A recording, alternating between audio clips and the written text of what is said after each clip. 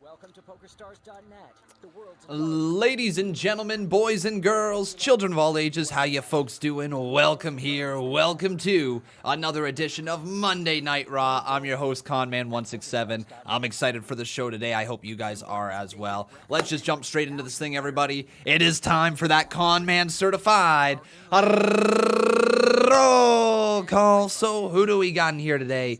We got Amanda, how you doing, my friend? We got Maxis Fanahani. We got Shane the Gamer. We got Waleed Hijaz. We got Retro Demand. We got Raul Kapar, how you doing? We got Tristan King, good to see you. We got Matthew Bonneau, Steve Taylor, Henry Cotras, how you doing? We got Yovanda Feliciano. Jay Cochran is up in here. We got Walter is a good boy. Yes, he is. We got Ryan Pasola, nice to see you. We got Nightmare, Foxy, Game, and Plush. Or Push. Didn't read it in time. Mr. Tornicane, how you doing? I think I said hi to you twice. We now got Just King of Fate in here. We got Nathan Barker. Good to see you, my friend. Lots of people. Good to see you all. Justin Evilizer is in here. Blake Lewis, I see you. Manuel Paccio, good to see you, my friend. We got Kale Verschure. I tried. Shinlin, how you doing, my friend? We got Colin Plays up in here, along with Terrell Broom. And let's go with TCS Gaming, along with three more, with Sadverk, Joseph Ali, and Jason Barker, the lovely moderators on this channel. So many more moderators than just those three, but lots of people. Good to see you guys. Thanks for tuning in to me here tonight on Monday Night Raw. As you guys can obviously see, things have changed a little bit on this channel. Not too much, not too much. We introduced a potential new layout a few weeks ago. I want to say about 3 weeks ago now, and it was met with a decent, I guess, amount of positivity, but also a hefty amount of negativity. And the reason was everything felt too squished in here. So hopefully today, this new overlay, it's a little better. I think it's perfect, if I'm being honest. I really don't know what else I could do about it.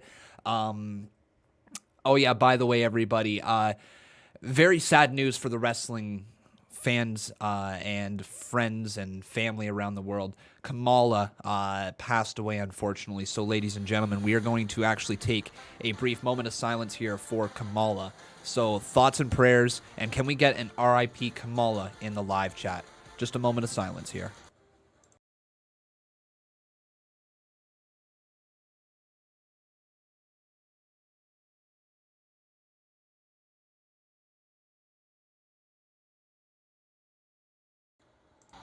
Thank you, everyone. All right. But yeah, basically what I was saying there beforehand is we've worked on the overlay here a little bit. I think this is a little better. I hope you guys like it. We will talk about it a little bit more throughout the live stream. And once again, here's the thing.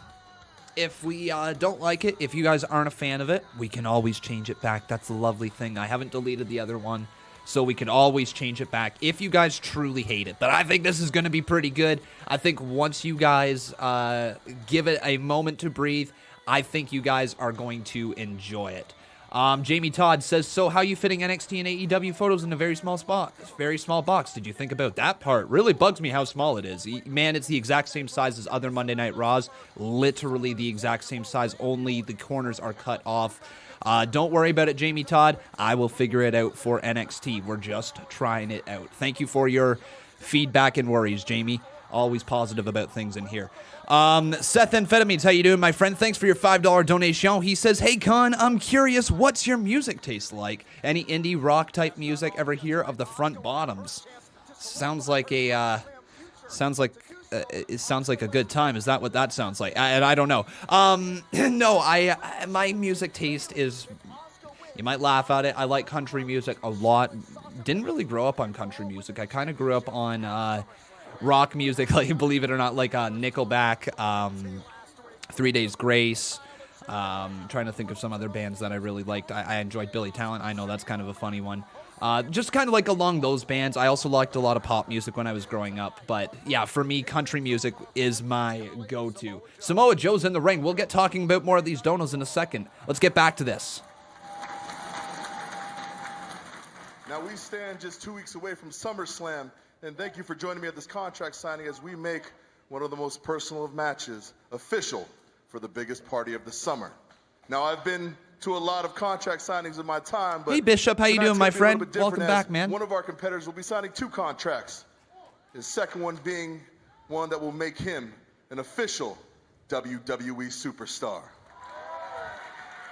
So without further ado, I would like to introduce the Goliath in our tale of David and Goliath, a man who I have several vulgar adjectives that I could use to describe, but I've been reminded of my professional duties. So without further ado, let me introduce the self-proclaimed Monday Night Messiah, Seth Rollins. All right. So Seth Rollins essentially starting out the show here. Continuation of what we saw last week. The confrontation between Samoa Joe and Rollins was grade A work. I really liked it. Seth, I love you, dude. I love you, dude. Thank you for those kind words, my friend. Yeah, I absolutely agree. It's ridiculous, right? People ask you for your music taste or whatever, and then they say, "Oh, you like that music?" It's like, yeah, you asked. What did you expect me to tell you? Did you expect me to lie? But Seth Rollins with his disciple Murphy on his way down to the ring. Did you guys like the segment last week between Joe and Rollins? Thumbs up in the live chat or thumbs down? Or fist emoji if you're kind of somewhere in the middle. I feel like this is a little on the bright side. There we are. And thank you, everybody, for the support. I see a couple donations here that we will get to in a hot moment. Sorry, Luke, that you're not a fan of the channel. That's okay, my friend. Have a good day, my buddy. And his opponent, a man who may have a baby face, but the way he's been taking a fight to CrossFit's favorite cult leader. All right, Retro, looking forward to it, buddy. What's mad about it? Of the greatest luchador ever in the history of sports entertainment, Dominic Mysterio. Let's hear the theme music. Oh,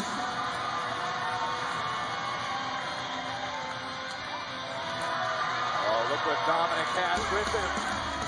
The equalizer. A kendo stick that Dominic Mysterio is. All right.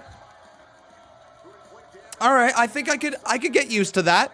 What about you guys? Do you think you could get used to that music? Yeah. That's not bad. That's not bad at all. Do I even have Dominic Mysterio's photo? I don't believe I do. But Dominic Mysterio right now coming out with a kendo stick. Rollins staring him down. It looks like we're maybe going to get ourselves the contract signing right here. Contract signing between this match. I don't know how they're going to play this off. Or they're kind of playing it the fact that like Dominic maybe isn't an official WWE superstar. And they need to sign something to make the match happen. Maybe. Anyways, Dominic Mysterio is out here with Seth Rollins. What is this? Joe said a bunch of very nice things about you. He said you look like a man to him, but you come out here with a kendo stick. You want to walk your own path. You want to be a man. You don't look like a man to me. You look like a coward. You look like a scared little boy. He's absolutely right. You know, this will be much safer with me. Right, Dom? Oh. What are you playing? I like that. You think this is some kind of joke? Thank you, This funny Jetsis. to you, Joe? I don't think this is funny at all. I mean, personally, I think this whole thing's sad. What's so sad That's about okay, this? Luke, so if you think sad? that. It's not true, but it's okay if you Simple, think that. Seth. It's what I'm Have a looking good day, at buddy. right now.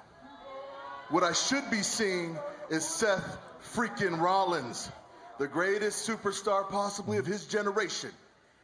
But what do I see instead?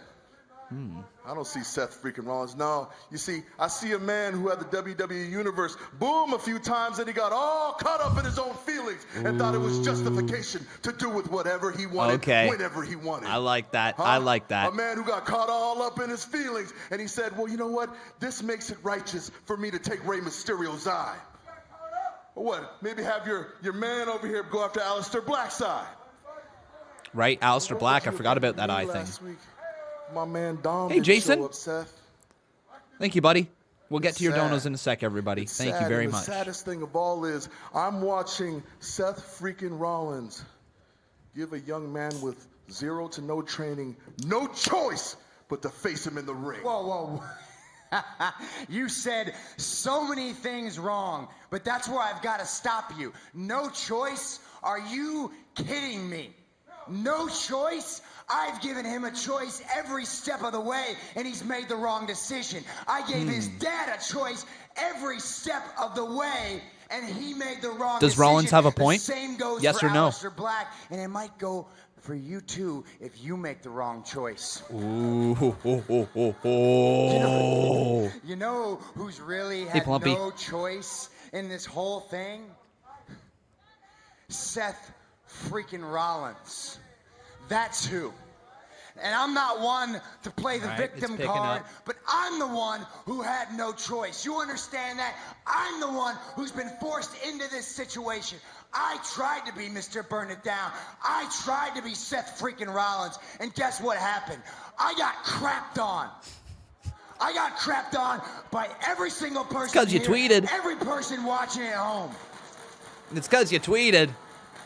That's I why. had no choice. You shield out for this crap Becoming company sometimes. Monday Night Messiah. I had no choice in making sacrifices necessary for the greater damn good. And I gotta ask, I gotta know, when is it going to be enough? When is it going to be enough for you, for you, for you, for anyone? When is it finally going to be enough? Wow. It's never gonna be enough. Oh. All right. All right. Excuse you? You heard me, Seth. You make excuses for all the ungodly things that you do. Aleister isn't the same. My father's confidence isn't the same. You changed the lives of good men for the worse. And you use the greater good as an excuse, but the greater good that you fight for is for yourself. Okay. All right. You are so ungrateful. You What are has Seth here done for him? on the cusp of fulfilling your dream and becoming a WWE superstar, and you don't even understand that that is all because of me. You should be on your knees thanking me. You understand that? You're right, Seth. This was my dream. But now, My dream is my to kick dream your is ass. to kick your ass. There it at is! SummerSlam. Written like a true wrestling fan. All right. That was my dream. Now my dream is to kick your ass. Promo 101. Love it.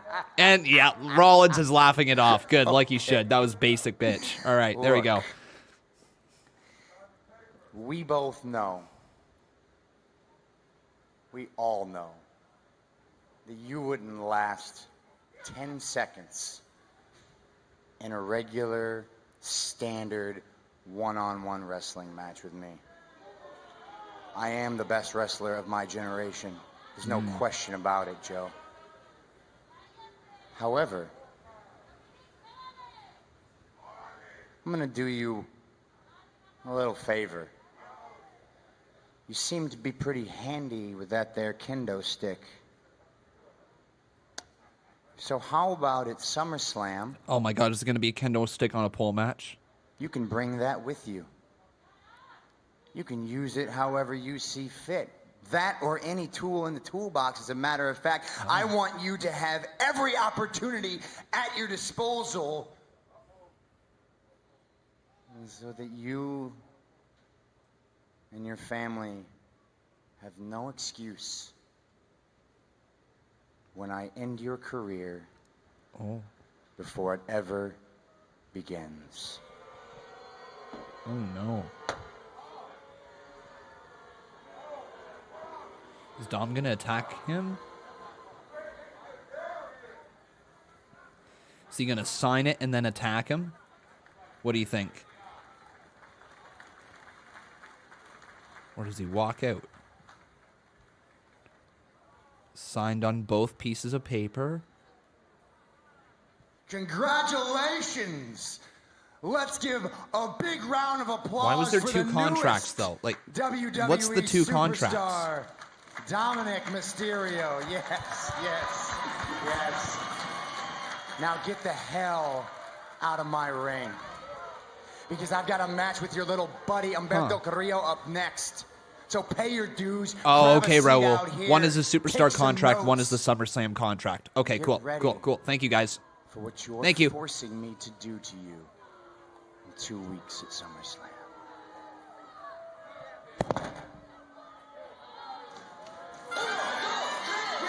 All right. It is now official. Dominic with a chance to have Time for Humberto Carrillo versus Seth Rollins. All right, that's not the worst opening. It's not the best opening. Dominic certainly needs to improve on his mic skills. Hey, Watch Guy! Hey, Watch Guy is in here. How you doing, my friend? Welcome to the live stream, Hibachi. Nice to see you, my friend. Always good to see the Watch Guy up in here. But yeah, not the worst opening segment, not the best. It was what it was.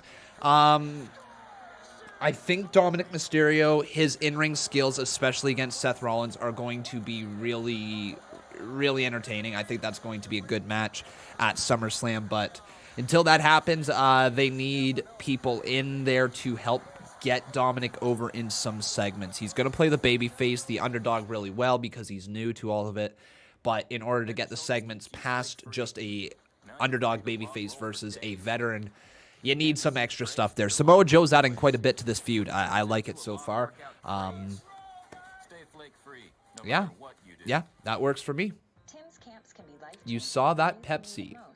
Did I miss something? I'm not sure if I missed something about the Pepsi. But everybody, let's roll some donos right here because we've got ourselves, first up, Seth Amphetamines. Thank you, my friend, for your $5 donation. He says, once again, what my music taste was. That was country music. And do I listen to indie rock music? Not really, but I don't hate it.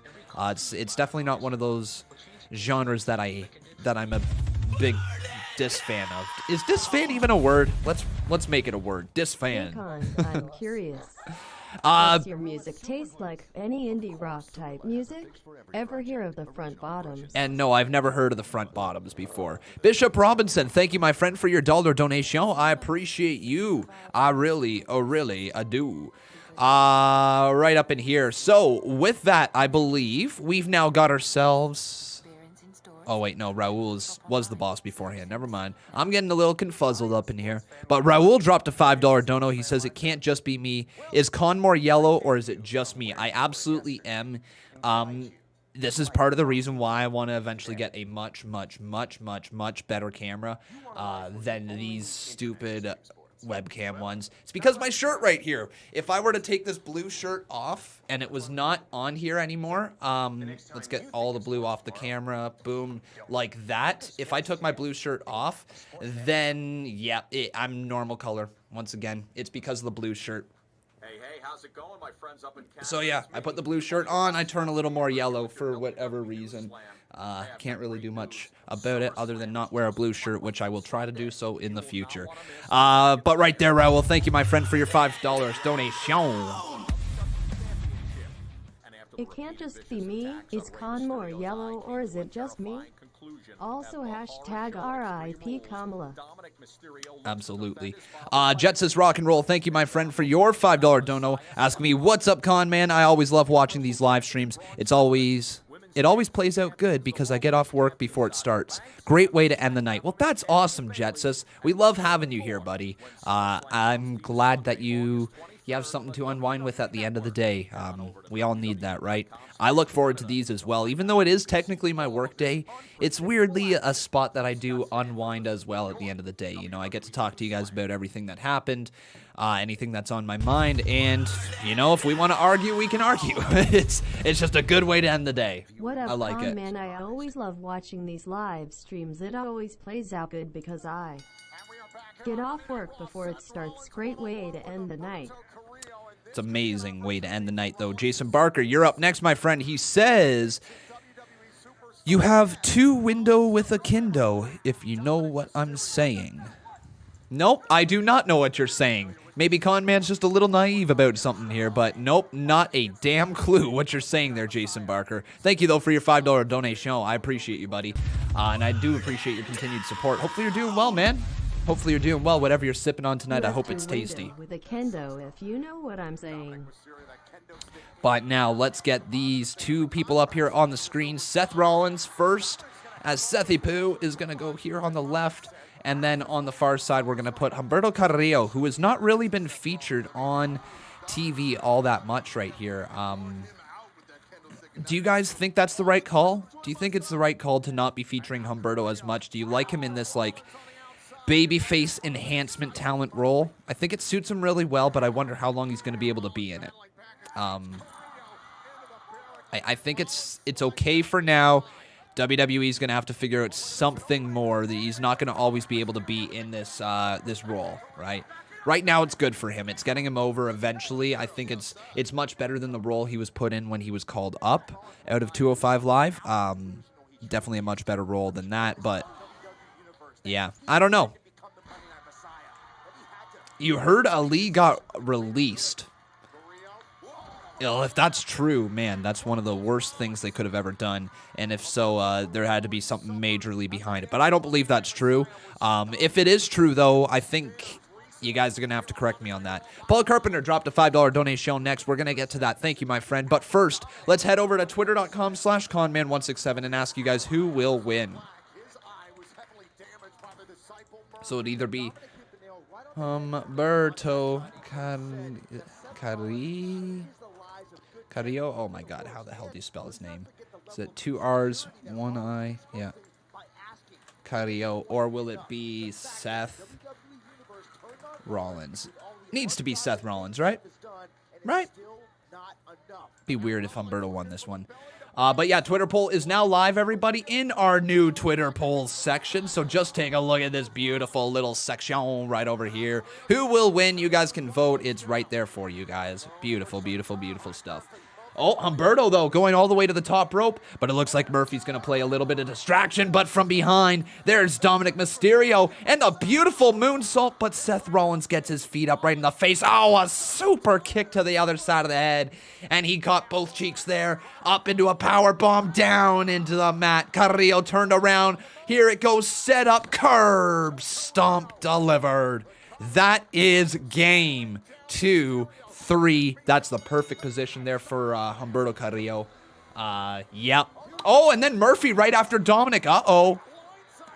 Uh-oh. So Murphy now attacking Dominic. Is somebody else going to come out? Aleister Black? Aleister. What do you guys think? Is Aleister clumming? Apparently I added a random L to that word right there, but it doesn't matter. They're handing out some L's right here to Dominic Mysterio, just driving his face into the mat. We need Rollins' opponent named Aleister Black. I did a terrible save right there. But Rollins making Carrillo watch. Take notes and listen to the master at work. Oh, here he comes. Dominic, double leg takedown going right to Seth Rollins. Now Murphy, though, right back on him. Oh, and pulling him back. And there's some more fists to the face, but Dominic turning him around. Going with some more fists to the face, but a running knee from Seth Rollins. Just drops him back, and oh, come on. Well, there we go. That's where we're at. That is where we are at. Seth Rollins just going to continue stomping away here on the fallen Dominic Mysterio.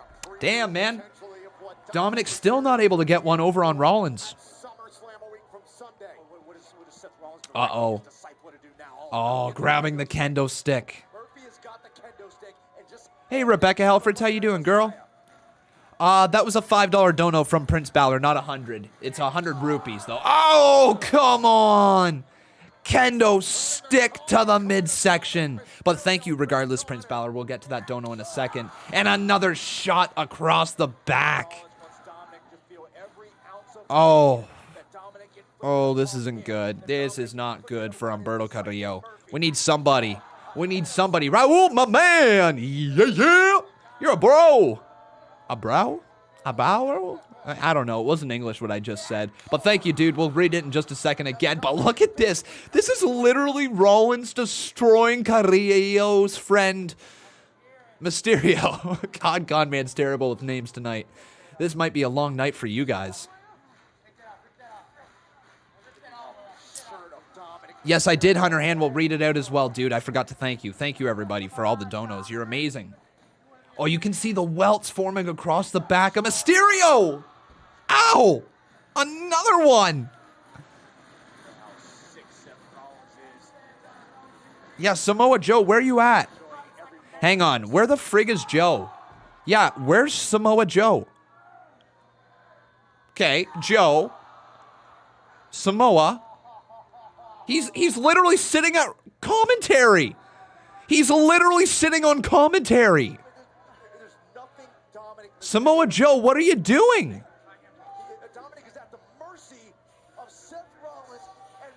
Oh, now tying him up in the ropes. Oh, that has to hurt. That has to hurt. Oh, that has to hurt. But Samoa Joe, where the hell are you, dude?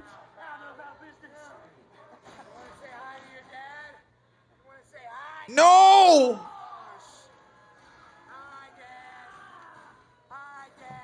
Oh, that's so freaking good. Oh, that's so good. This is so good. Listen to Rollins. How's that feel? I bet you're on your knees in front of your TV set, feeling helpless. This is amazing. Beg, Ray, beg. Oh my God. Oh. Beg. Hi, Dad. Beg for mercy Hi, for your Dad. son, you coward. Wow. This is the evolution of Seth Rollins. More? This isn't enough. There's more? What else are we going to get here? Oh, another shot. Frig, man. Okay, this is starting to get bad. Dominic is earning his keep. Look at the welts on him. Yeah, you know what, guys? This is exactly what it looks like. This is Dominic earning his SummerSlam match in front of everybody, showing all the boys in the back he's willing to take a beating. He's willing to lay his body on the line for the show. That's exactly what this is. This is to show everybody that he is going to be a tough son of a bitch inside of the WWE. Man, what a babyface in the making. Dominic Mysterio is in a little trouble, right? Oh, come on! Again! Oh, across the back! Oh, God! Oh, this might even be worse than the 10 lashings from MJF to Cody. Oh, my God! Ah! Ah! Oh, come on! Somebody stop him! Oh, my God! Ah! Stop! Please! What the hell are you doing, Samoa Joe? Just sitting there with your thumb up your ass? Samoa Joe, more like Samoa. No! Not me, no! No, I don't want to help him. Samoa, no! Like, what in the world, Joe? Get up off your ass and help this man!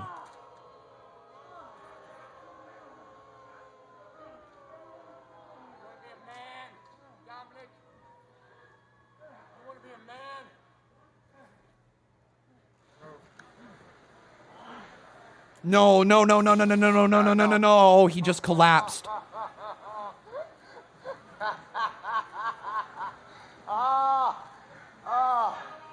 The greater good is a beautiful thing. To be continued, Ray.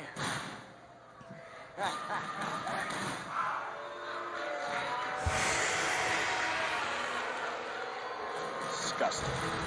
This was disgusting. It was evil. It was corrupt. Look at the welts. The welts on the back of Dominic Mysterio just paid every single one of his dues in one night.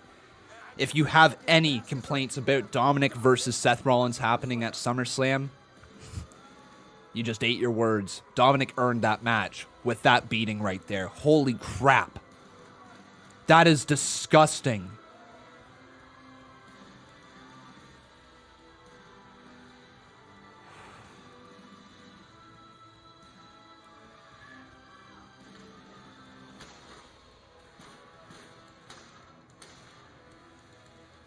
Unbelievable, everybody. Rollins has completely snapped here to open up Monday Night Raw.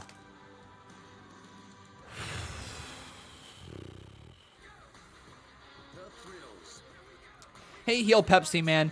The botch guy I gave moderator because me and him were really good friends at this point. We've slowly developed, a mutual friendship here on YouTube, and I just kind of wanted to let him be able to stand out in the live chat when he came in. He doesn't actually have moderator duties or anything. It's just the ability for him to stand out. But what do you guys think? Holy crap, what a segment right there. Just to start off with that. Thumbs up, thumbs down, fist emoji. What do you guys think? Fist emojis if you're not really sold on it. But let's, holy crap, man. That, for me, thumbs the frig up. That was awesome. Let's get to all these donos, though, because we had a lot of donations roll through during those opening 28 minutes.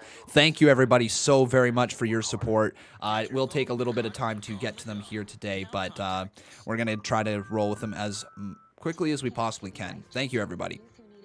So up next, we had ourselves a $5 donation from Paul Carpenter, and he says Dominic needs a warm-up match, a one-on-one with Buddy Murphy before Seth Rollins at SummerSlam. Well, we might now have a reason for that match. We might very well. Dominic needs a warm-up match, a one-on-one with Buddy Murphy before Seth Rollins at SummerSlam. All right. And then after Paul Carpenter, Hunter Hand, he dropped a 10 bomb. Oh, yeah, that's what I'm talking about, Hunter Hand. Thank you, my man. And he said, Con, I was thinking about this. What if Mickey is returning to retire, maybe? It'd be interesting if she was returning to have a retirement speech. I feel like she's returning more so for a one-off segment. I don't know if it'd be including Bayley and Sasha, or if it'd be somewhere else. It feels like it would be better suited if Alexa Bliss had something with Mickie James, you know, the kind of whole tie into their past and everything, but I don't know what they plan on doing. But Hunter Ann, just like that, my friend, you have become the new boss. And Latify, how you doing, my friend? Welcome to the channel, my man. Nice to see you. Or my girl, I'm actually not too sure. But welcome. Burn him. Burn him. All hail. Bow down to the king. Con, I was thinking about this. What if Mickey is returning to retire, maybe? Maybe. Then we had ourselves a $5 donation there from Jason Barker. Thank you, my friend. He says it's a play on words. Okay, so that thing that you said earlier, play on words. Right. Thank you, man. Once again, dude, I know I say this a lot, but hopefully you're doing well. It's a play on words. Is returning to talk to the Boss and Hug connection. I just got a notification from WWE about Dominic Mysterio. Okay, so you think that she's going to return to talk to Boss and Hug. That would make the most amount of sense here tonight. To maybe hype up Asuka, or maybe to be in Asuka's corner tonight. Maybe that's the one, to be in Asuka's corner tonight for her match. I could see that happening. And then maybe Bayley and Sasha Banks, they attack her at the end of it. Maybe that's some more heel heat on them. Up next, we got ourselves a $5 donation, 100 rupee, I should say, but a $5 from Prince Balor saying, Yo, Conman, sorry for the late in the evening live streams. Awesome stream layout, to be honest. Well, thank you, man.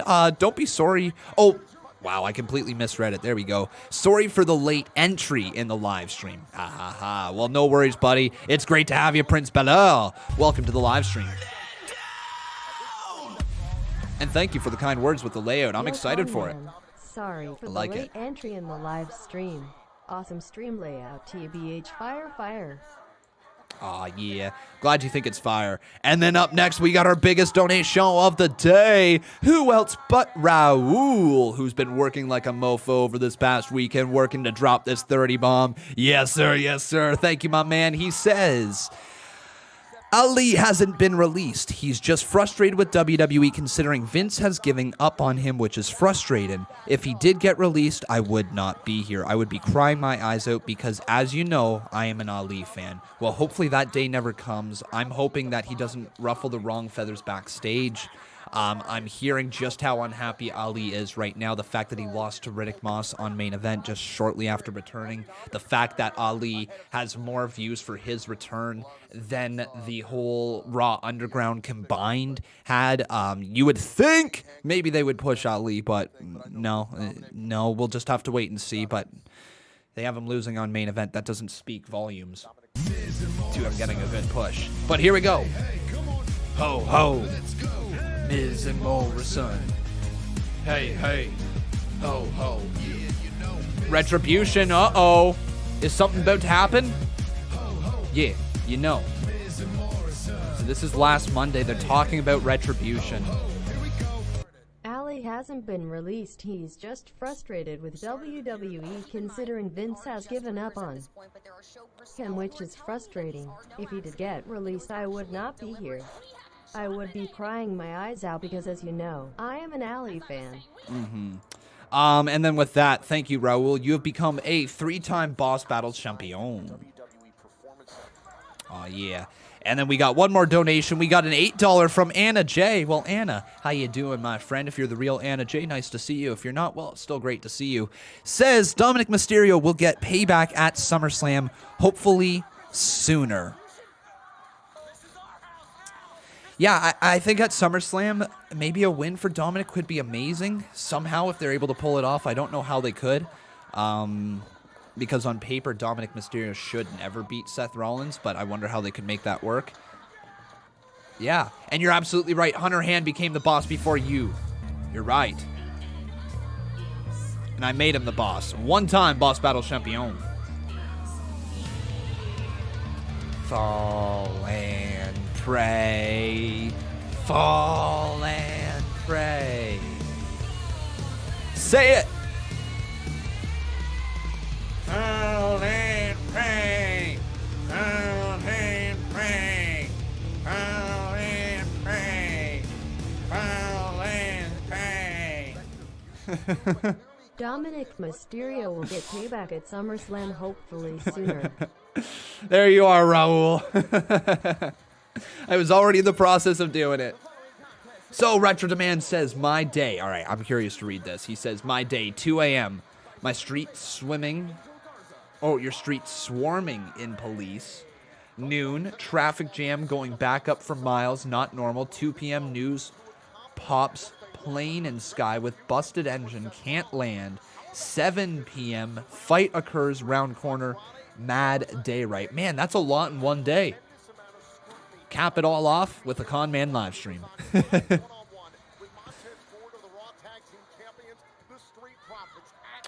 Ooh, right. There was something that happened with Zelina Vega and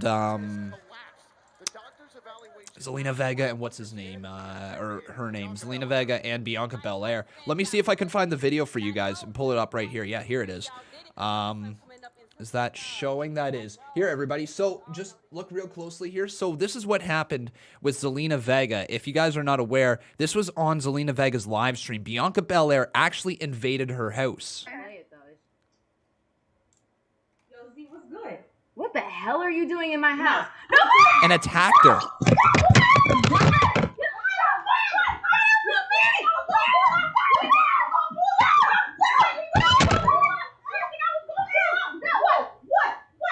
What the hell? You know what you did? You know what you did? All right. Back to Raw. I've been hearing, Zelina, how could you poison Montez Ford? How could you be so evil? Why would you do such a thing? Well, clearly people have forgotten the whole innocent until proven guilty. Shut up before I turn those masks into muscles. Oh yeah, guys,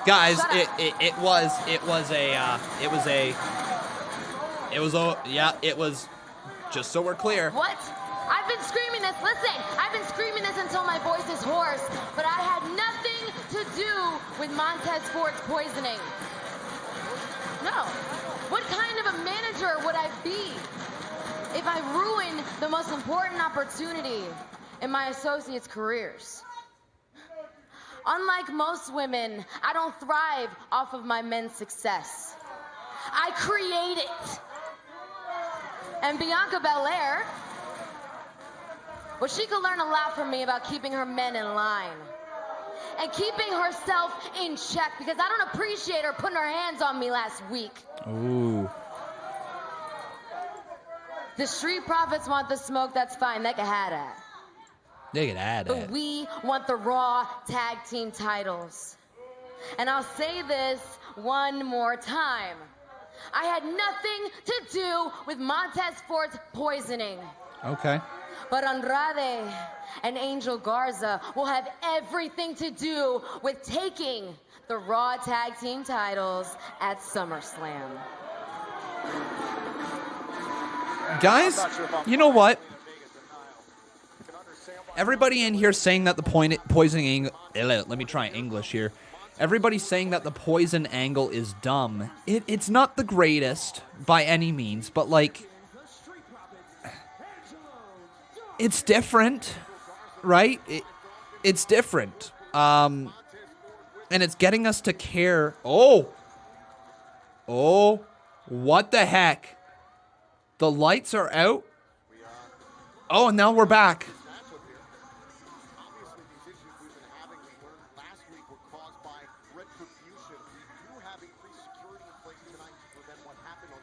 Do you guys think we see from Retribution again here tonight? We got a lot to talk about with Retribution. We're going to get into that in just a hot second. But for me, at least, you know, the poisoning angle, it's not the worst, okay? It could be better. It could be worse. And that's the thing that I'm telling myself. It could be a lot worse. Do you remember Uzi Hot? Okay, do you remember Uzi Hot? Yeah, it could be a lot worse, everybody. At least a poisoning angle gives you a reason to believe, like, these guys have some beef with each other. Uzi Hot? Uzi Hot? Really? Really? Like, come on, right? No. So, yeah, that's kind of where I'm with it. It's not the worst thing that they've ever done with the tag team division, and I'm okay with it.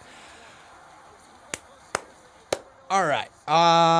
So I was going to talk about Retribution. Oh, well, here we go. Hunter Han asking me with a $10 donation. Thank you, buddy. He says, who do you think is in Retribution? It's a very good question. So I kind of had a dumb week last week, all right, and I was kind of messing up all over the place. There's 5 people supposed to be in Retribution. 5.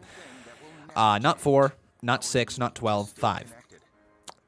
If I had to make a guess, who do I think is going to be in it? I was originally thinking some people along the lines of Johnny Gargano, Candice LeRae, Dominic Dijakovic, Tommaso Ciampa, and then I'm not sure about the 5th.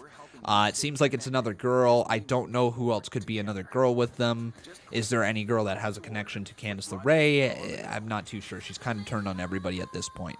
But that would be the 4 that I would be picking. Now, the rumors that I have heard is that the people we are seeing on our TV screen are not the actual people, okay? They're placeholders, they're fill-ins, meaning that either one, WWE is looking to reveal this as a big shocker towards the end of the whole teasing thing, and they just want to have everybody kind of guessing along the way, having different people in different masks and trying to make you guess, or 2, the people that we saw were the actual people and we don't have a damn clue who they are. Some people are pointing their fingers towards Vanessa Bourne and Chelsea Green being 2 of the females who were seen. And some other people also saying they saw Carmella. Some people saying they saw either Leon Ruff or Leo Rush or Xavier Woods as one of the individuals. So there's a lot of speculation with it. I legit don't know. Some people are saying possibly Tessa Blanchard. I think WWE should be wise and stay away from Tessa Blanchard.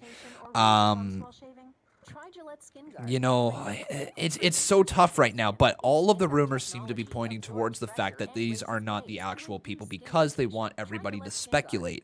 They want to get people talking. They want to get people trying to talk about the product so that it reaches people's ears.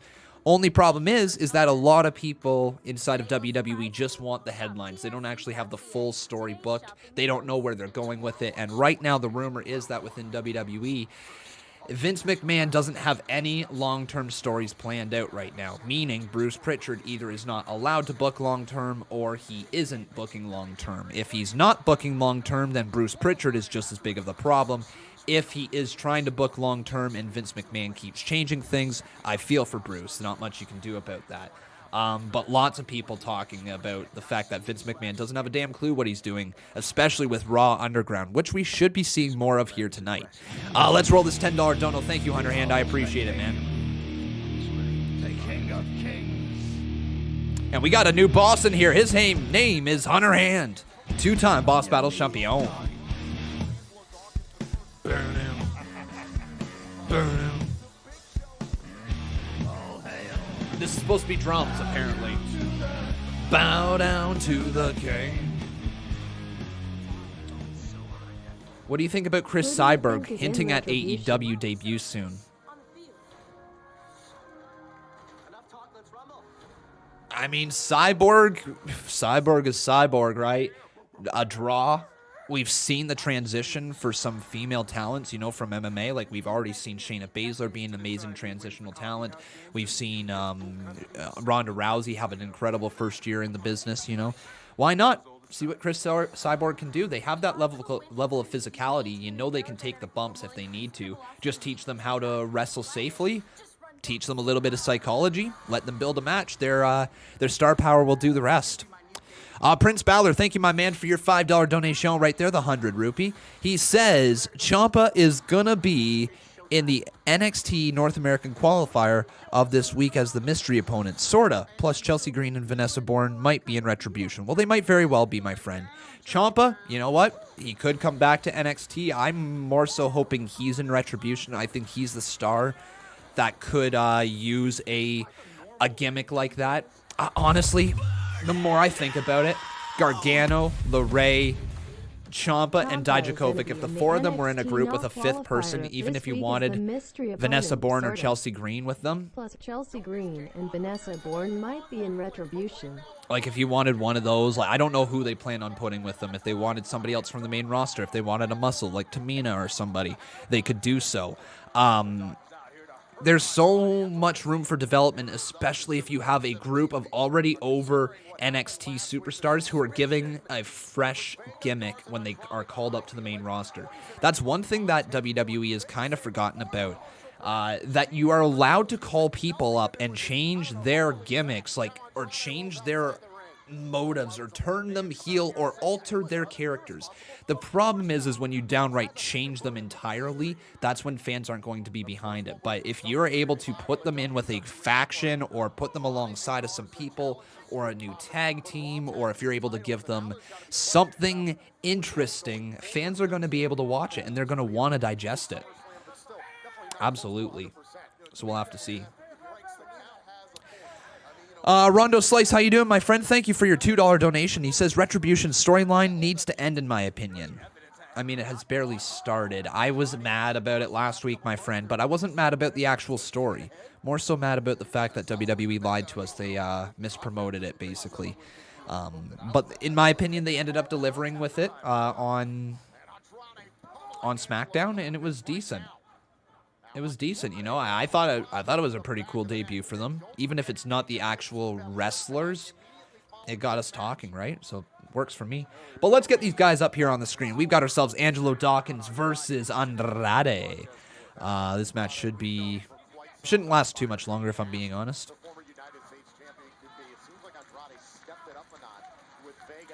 Yeah, let's actually just get these guys all up here on the screen. They are also advertising Bianca Belair tonight, which is where that photo comes from. But the current match at hand right now is Andrade versus Angelo Dawkins. Let me ask you over on Twitter, who do you guys think is going to win this one?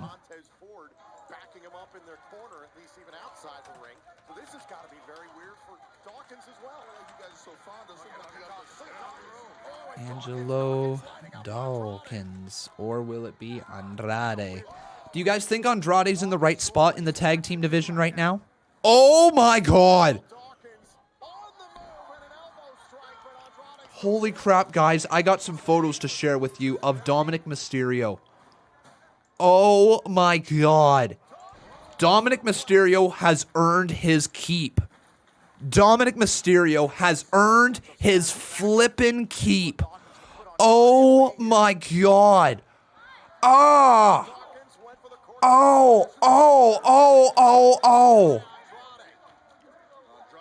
Oh, no. Oh, my God.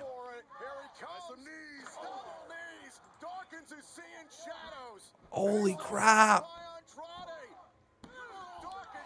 That is bad, man. That's really rough. Oh, he earned his keep, folks. If anybody says anything about Dominic Mysterio, just show them those photos. My God. That had to hurt. That's legit pain right there. He took a beating. He earned himself a match at SummerSlam.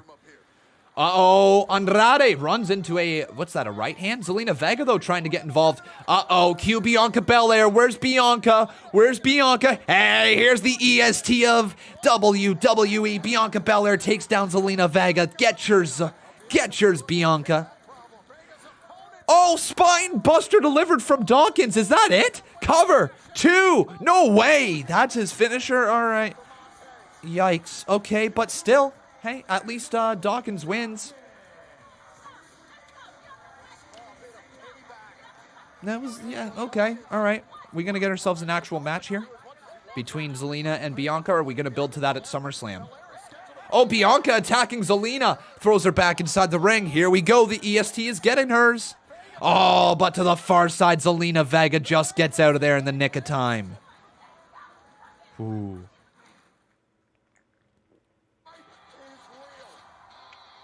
We might get that match when we come back.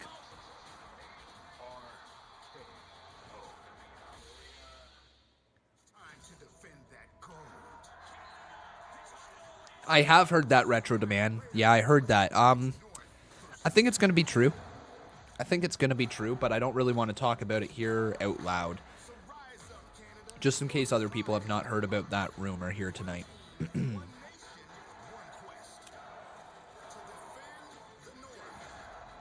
Yeah, honestly, guys, I don't hate the Poison storyline. You know, like, could it be better? Yeah, obviously. I think it's one of those storylines that, you know, they don't want to write it to be better for whatever reason. Like, WWE chooses to focus their main storytelling to a few certain segments. I don't know if it's because they want to make their big segments feel bigger by having the rest of their show feel lackluster. And if that's the case, then, you know, like, I guess it works, WWE. You know, some moments we are like, oh, yay, and then other moments we're just kind of like, oh, okay, right? If that's the case, then, you know, it's just kind of lazy writing. But if it's not the case, then, you know, WWE just needs to try to work better at writing mid-card stories. Mid-card stories don't need to be much. It needs to be wrestling-centric, you know? I want to beat you for this title. I want to be this champion. I don't like you because of this reason. It doesn't have to be too much, right? Save the overbooked, massive whatever for the upper mid-card to main card. But for the mid-card, just book wrestling storylines. It's what, honestly, AEW does really well with. They just book wrestling storylines for their mid-card, and then eventually, you know, you care about the people that are there. You want to see them challenge for upper mid-card stuff, or you want to see them challenge for the main event. And that's how you create stars of the future. Superstars like Ali should not be losing nothing matches to Riddick Moss. Figure out who your stars of your mid-card division are, your babyface stars, book around them, and you're going to be fine. Right, if you think back in the day, you had people who were entrenched in the mid-card who just held on to Intercontinental Championships, United States titles like it was nothing, and made it interesting enough, you know, to be in feuds against up-and-coming stars or legends of the past, right? And you could always find interesting stories to tell just based off of the matches you're going to have. Now, unfortunately, also the problem is that you have to find 3 hours of television to fill, which is not always easy to do, and you end up giving away the matches you would have on pay-per-view for free earlier than expected. It's not a great problem to have, but yeah. AEW doesn't suck, and this is the big thing, right? Like, I'm not an AEW fanboy by any means, but you have to give credit where credit is due. Some of the stuff AEW has produced has been phenomenal. It truly has. I still feel like they're a good 2 years away from challenging what Raw and SmackDown are doing right now, and I think WWE has still a good 2 years left before, if they choose not to change anything over the next 2 years. I think you're going to see WWE have about 2 years left of what they're going at right now, whether that's the Vince McMahon era or if that means they they have to change something up. They basically got 2 years left before AEW's roster will be fully developed, attracting main names from WWE as well when WWE's contracts come up. And, you know, they've got 2 years to try to build a formidable opponent to AEW. Because if they don't, the star power is going to shift over to AEW, and you might very well see AEW outdraw Raw and or SmackDown. It doesn't suck because you can see the talent that they have there. I can tell you right now, there is a good amount of talent that AEW has that I would love to see in WWE. Vice versa, there is a crap ton of talent inside of WWE that I'd love to see in AEW. And what that means is that there is lots of potential for the wrestling business moving forward, whether that means dream matches of the future or what have you. But anyways, everybody, we've got ourselves a new match going on here. It's the battle of who poisoned my man. It is Bianca Belair versus Zelina Vega. So who will win? This is the question I'm asking you guys. Bianca Belair or Zelina Vega? Hey, Amitty, how you doing, buddy? Great to see you. Really is.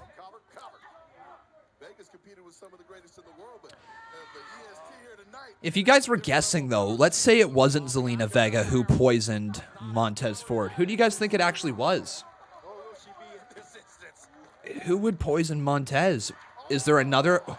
Oh, imagine it was the Viking Raiders and that's how they turned heel. Is it good? I don't know, but, like, you could turn them heel, right? And you could enter that feud again. Ruby Riott, you think? Garza, you think? Okay. Okay. Dawkins, you think? Oh, frick, if they split up the Street Profits, they're stupid.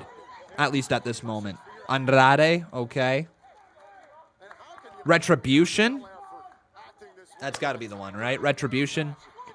Retribution, right?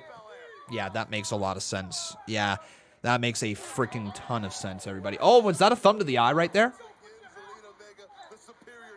Zelina Vega. Oh my God! What is that? Tilt-a-whirl DDT there from Zelina.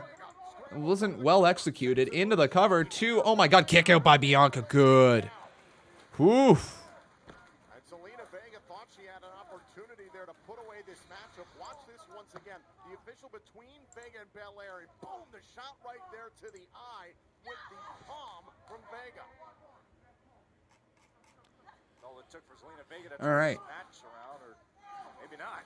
Probably a good call there. Deal with the power of Belair. Well, exactly how Zelina Vega's dealing with it by being. You're getting some thunder right now, Retro Demand. Hopefully your power doesn't go out. When I was recording the CMU today, the power probably flickered like 4 or 5 times. I was really nervous. I was going to lose the entire recording.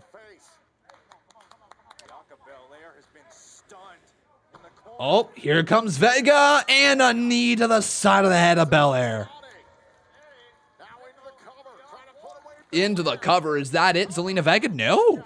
All right, this match is actually carrying on a lot longer than I thought. Was I, Raul? 5-second pose. There you go, 5-second pose. Wasn't even 5 seconds. Hey, Calvin Jackson, how you doing, my man? Saying his power is out. Well, welcome to the live stream, buddy.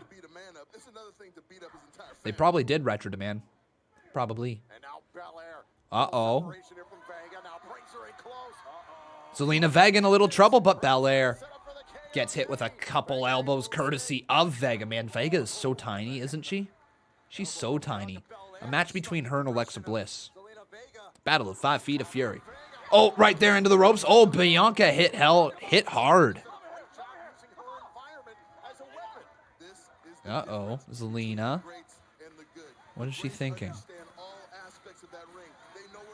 Is Zelina about to break out a dope finishing move? I hope she does. Honestly, I hope we see one that is dope as hell. Oh, she goes for a crossbody and is caught by Bianca. Okay, Bianca, this is cool too. Showing the feat of strength. That's why they got Zelina in there. Oh, down goes Vega. Oh, Vega hit hard.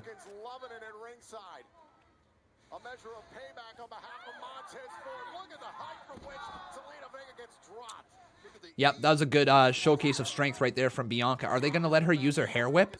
She's mad enough at her. Makes sense to use the hair whip. Uh-oh. Yep, here we go. Break out the hair whip. Come on, Bianca. Break out the hair whip. Break it out. Break it out. Come on. Why don't they let her break it out more? It's one of her things that she's got that really should be introduced to people here. Why do they not use it, man? Like that. Do you guys think they need to use Bianca Belair's hair whip a little bit more? What do you guys think? Yes or no in the live chat? Bianca, though, just tossing Vega around like it's nothing. Into the corner, misses the spear. Oh, no. And now Valega. Yeah, Valega. No, Zelina Vega. Yeah, see, look at everybody here in the live chat. Yes, lots of people saying yes. I wonder if it really hurts a lot to get hit with the hair whip. It probably does.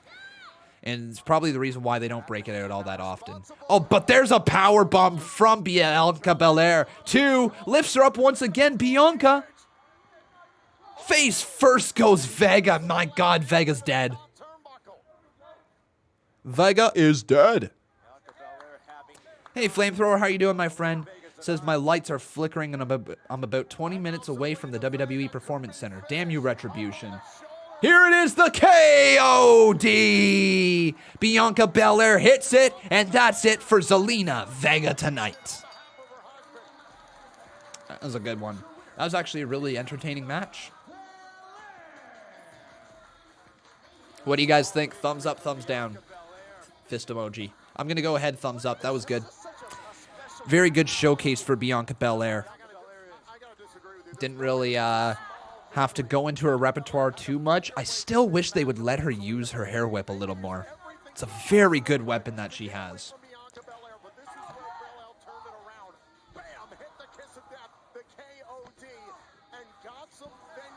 We got lots of thumbs up. Some all rights. Okay. Oh. My lights are flickering and I'm about 20 minutes away from the WWE Performance Center. Damn you, Retribution. Do you have any evidence? You want some evidence? Here's some evidence for you. Me and Montez, we like to keep our careers separate. We like to handle our own business. And Zelina can deny all she wants to, but she messed with Tez's business. She keep playing the fool, but we all know what she did. But you know what? If she do it again, she's gonna have to get whooped by the EST of WWE. Man, Bianca's a star. So we know that Montez is out for now. Do you have any update on his condition? Yo, Charlie. We the Street Profits, and SummerSlam is 2 weeks away. Garza, Andrade, y'all really think Tez is gonna miss the biggest party of the summer? Nah, fam. That ain't what we doing, dog. All right. Because we causing a ruckus and we bringing the red cups. Tell him why, fam. Because the Street Profits are up and we want the smoke. I truly hope the words of Angelo Dawkins are... Aaron, did you just say Street Profits are Private Party ripoff? Hate to tell you this, but Street Profits were kicking ass in NXT before the Private Party ever became a thing inside of AEW. I know they were probably a thing on the indies. I don't know for sure, but I'm assuming. But yeah, Street Profits were kicking ass inside of NXT for a while, my friend. This was the title clash that was supposed to happen at the Extreme Rules pay-per-view. Now, there were some production issues through parts of this match as we discussed tonight. However, the bout... Good to know, Jason Parker. Good to know you're a poison expert. I'm glad we got a fellow poison expert here inside of the live chat. Oh my goodness, that's too funny, buddy. But welcome everybody here to the live stream. My name is Conman167. It is great to have you accompanying us here today. If you guys don't know, Conman sucks at English sometimes. He cannot pronounce words to save his life sometimes. But the Hurt Business is in action maybe later tonight. Maybe inside of Raw Underground. I don't know. They were a thing on the indies. Okay, cool. Cool. Raul Kapar, have yourself a wonderful night, buddy. Have a great night, man. Thanks for stopping by. Hey, Con.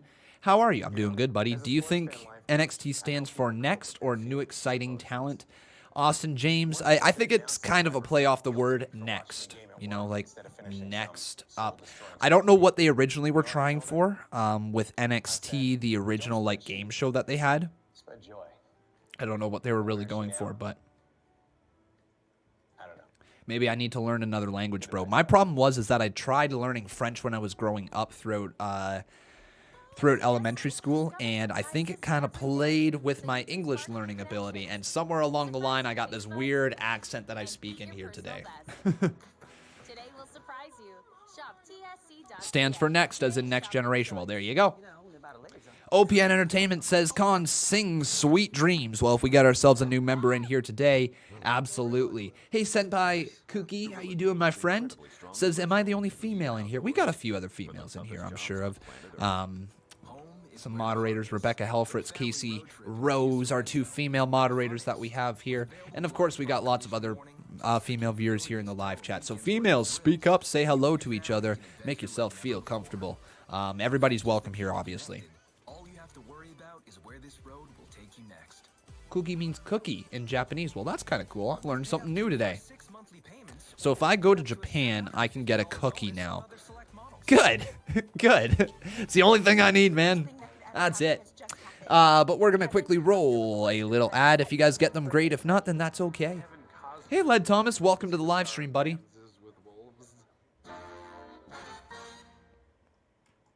Welcome, welcome.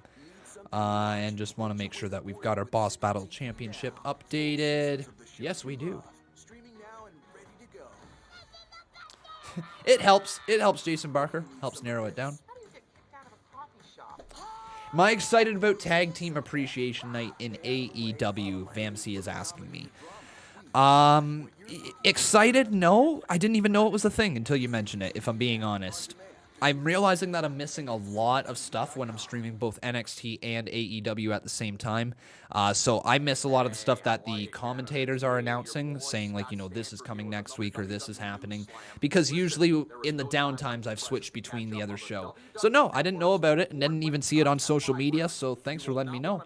I will be looking forward to that, I guess, starting now. Hey, Notorious Young Boy. You're asking a tough question there. Do you think WWE is fake or real? And the truth of the matter is it's scripted. It's not fake, it's not real. It's in between. And the reason I say that is because what the wrestlers do out there, they are actually putting their bodies on the line. It'd be like asking stuntmen if their stunts are real or are they fake. Well, they're real because they're putting themselves in a real risk, but they aren't necessarily truly getting tossed down the stairs in the most painful way. It's not somebody ragdolling somebody and tossing them down the stairs, right? But it looks like we're going to sing ourselves a little song. Steven Randall, welcome to Main Eventer. And oh, here we go, everybody. It's time for the cringiest song on the planet. You guys asked for it. You got it. So everybody listen closely. If you don't know how this song goes, I'm going to teach you. 3, 2, 1, let's go. Sweet knees are made of these. Who am I to disagree? Woo!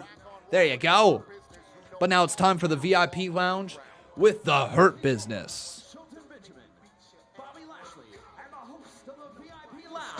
Montel Vontavious Porter, MVP. Very contemplative MVP leading the Hurt Business. I'm barefoot tonight, Sergio. Absolute barefoot. It's too hot in this room for different socks. Episode of the VIP Lounge. I'm not in a celebratory mood, so we won't be popping bottles, because the only thing I want to pop is certain people in the mouth. Oh. As a matter of fact, I think me and my colleagues would like to pop ligaments and tendons. I'd never miss an opportunity to be the guy that says, I told you so. But I told you so. I told you that there was a conspiracy taking place. I told you something was going on. Oh, Prince Balor, my man. We're going to have to skip it once it pops up here. But, like, thank you, man. Thank you. We will replay your membership in just a hot moment. Thank you, my friend. I am a seasoned veteran and a world-class athlete, a professional of the highest order. How am I supposed to win championships in these unsafe working conditions? No, Apollo never beat me. The lights beat me. As a matter of fact, where you at now, Apollo? I know it's you, because that's the only way you could beat me. You blinking light? How come you're not blinking the lights now? Apollo! Hey, it's Apollo. If you're questioning who it was, he says his name at the start of his entrance. And by the way, everybody, we got ourselves a new boss. Holy crap, those donuts just rolled in really hot right there. Thank you, everybody. We'll get to those in a hot second. Here's Apollo. Here you go, MVP always Thank you, everyone. making excuses. You lose a match, it's somebody else's fault. You lose this beautiful title that is now over my shoulder, it's somebody else's fault. You mean excuses like the excuses you made not to show up at Extreme Rules? Oh, I'm going to be a fighting champion, except my neck hurts, so I can't come and fight. Excuses, that's funny. Hey, let me tell you, you didn't hurt me. That was your boy that did that. And while my back was turned. But I'll tell you what, I'm not hurting anymore. Ooh. But I do know that you are hurting because I am now walking around with this new United States Championship that you paid thousands of dollars for. I like it. You think that's funny, don't you? Yeah. I do. I really do think it's funny. That's your problem. I tried to help you. What you are, Apollo, is a By the way, thank you so much, Calvin. We'll run all your donos in just a hot second. Is make bad decisions, one after another, like the bad decision you made coming out here by yourself against the three of us. All right, P, man, you might be right. You know, sometimes I do make bad decisions. Real quick here in the live chat, everybody. Do you guys like the new overlay? Thumbs up or thumbs down? Decisions. Oh, yeah? Yes. Why? Because I am a bad man. Okay. Smiles right after it. You told me what you don't care about. You told me you don't care about me. I don't. You said you don't care about my family, my kids. Well, let me tell you what I don't care about. I don't care about Shelton Benjamin. Oh. I don't care about Bobby Lashley. But P, a lot more thumbs up. Okay, good. You. And you talk about lights flickering at SummerSlam, I'll make you this promise. Jason, you don't like the it, only eh, man? lights that'll be going out will be yours. Uh-oh. Wait, Apollo back inside the ring, ducks underneath the right hand, and takes out MVP. Oh, wait, what the hell is Apollo? Oh, my God, Apollo. Apollo just tossed the couch to the outside of the ring.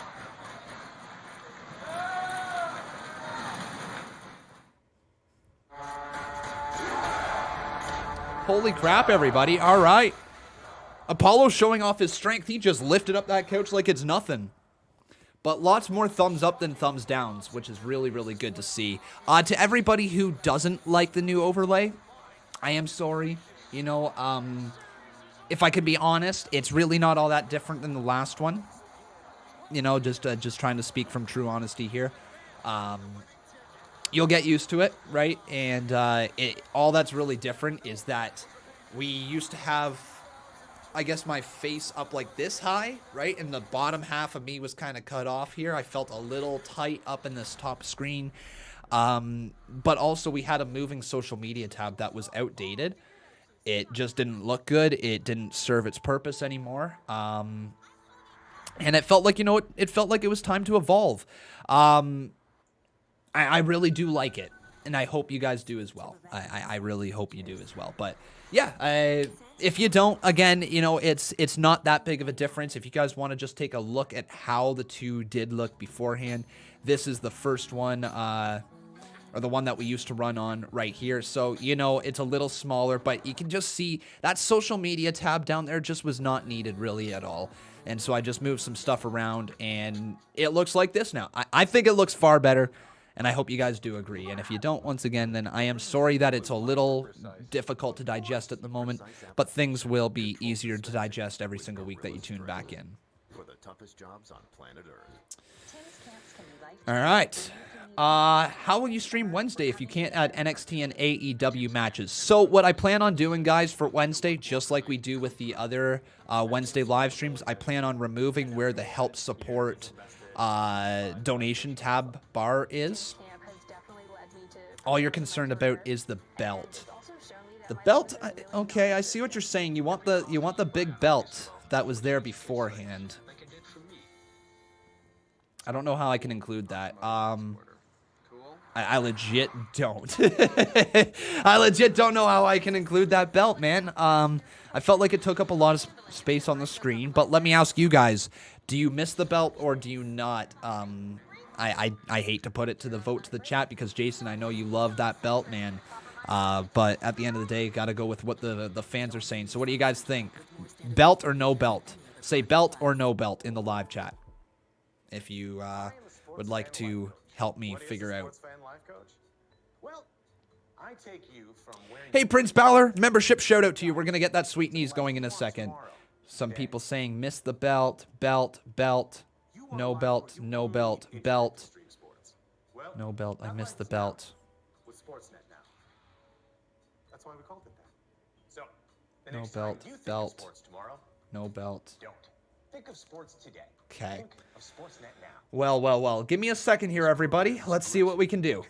All right. So the belt right down there, that boss battle belt, that giant belt. That takes up a quarter of the screen. An eighth of the screen, whatever it is. Give me a second to find the belt here.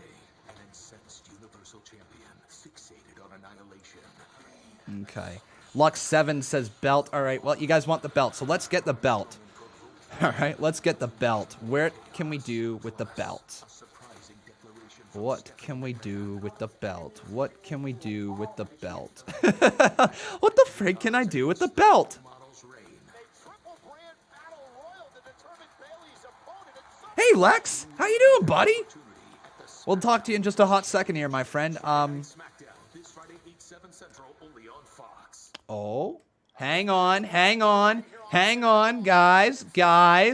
hang on.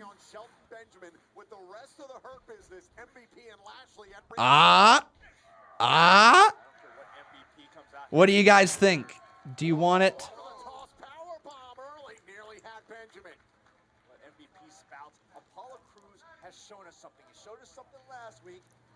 Defended successfully his United States Championship, and he's showing us something here tonight, how impassioned he is, what kind of state of mind he's in, and how he will not back down from MVP. Oh. Are we talking there? What do you guys think? Are we gonna, does that work right there? Does that work like that with the Boss Battle Championship? Perfect. Yeah? Thumbs up, guys? You like it? Or does it look a little weird? Hang on one second. There's one thing that I can work with here. Make this go down just a little bit more. Bring that over like that. Okay. Nope. Bring that up a little more. Yeah? Just King of Fate says my OCD going crazy. What is it? I want to fix that because I know that will... That's good, yes. A little weird? I think it might be a little weird as well. Okay, so somebody else is seeing maybe a little weird as well. Okay, all right. What if we... No, that's bad. That's bad. Listen to MVP. There's desperation in his voice. You ever seen him like this? It's more enthusiasm. I mean, he's really out there cheering Benjamin on in this stuff. I'm saying make the belt a life bar itself. Oh, I can't do that. Make the box wider. The most dangerous of territories for Apollo Crews.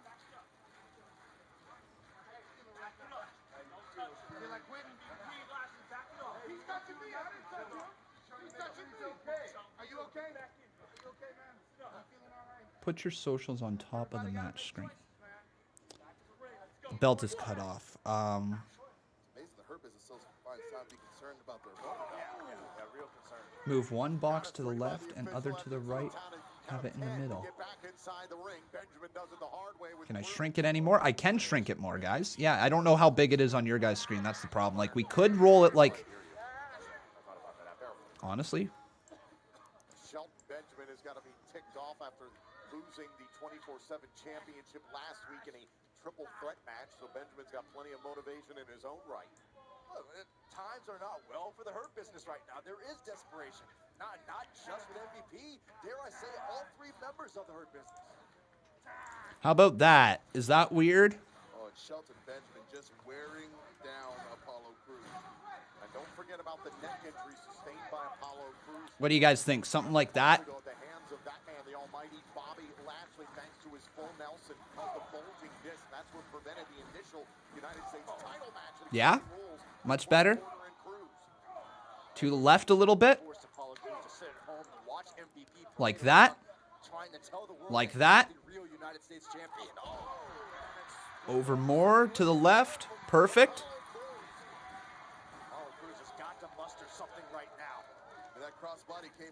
Yeah? He's finally made himself an opportunity. Both these men have been dishing out plenty of punishment. All right. We did it. Woo! Time to celebrate, everybody. Oh, more to the left, says Aaron.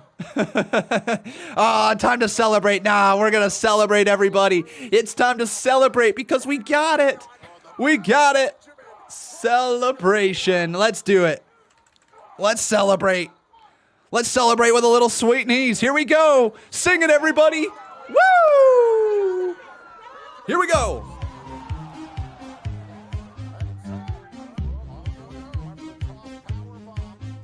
So, if you guys don't know the words, we're going to sing them really quickly here. Listen to the cringe song. Let's do it. 3, 2, 1, let's go. Sweet knees are made of these. Who am I to disagree? Woo! There we go, everybody. Thank you for your help. That's awesome. All right. And to everybody who doesn't like the title there, well then, okay. All right.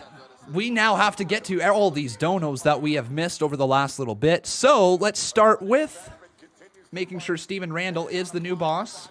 I believe he is. Yes, Steven Randall right there. Oh, kick right to the face there. Apollo Crews in a little bit of trouble. Oh, hit from behind. Roll up. Hang on. 1, 2. Oh, come on. What?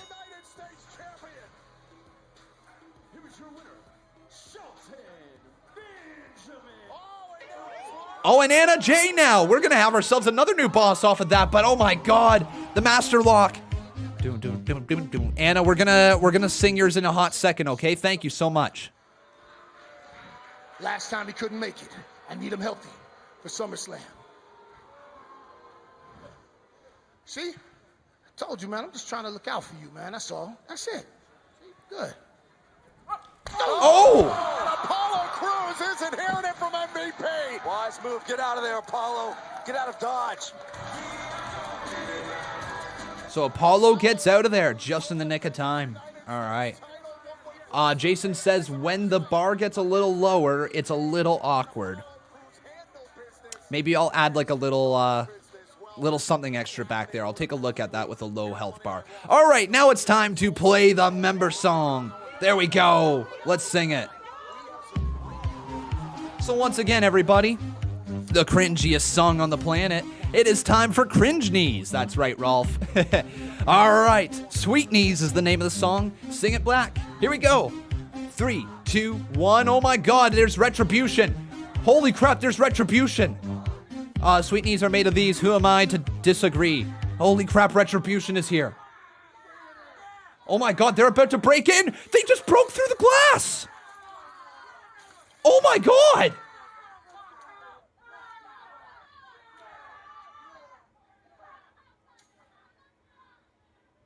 They just broke the glass of the Performance Center.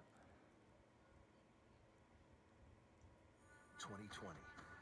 It hasn't given us much to cheer about. Until now.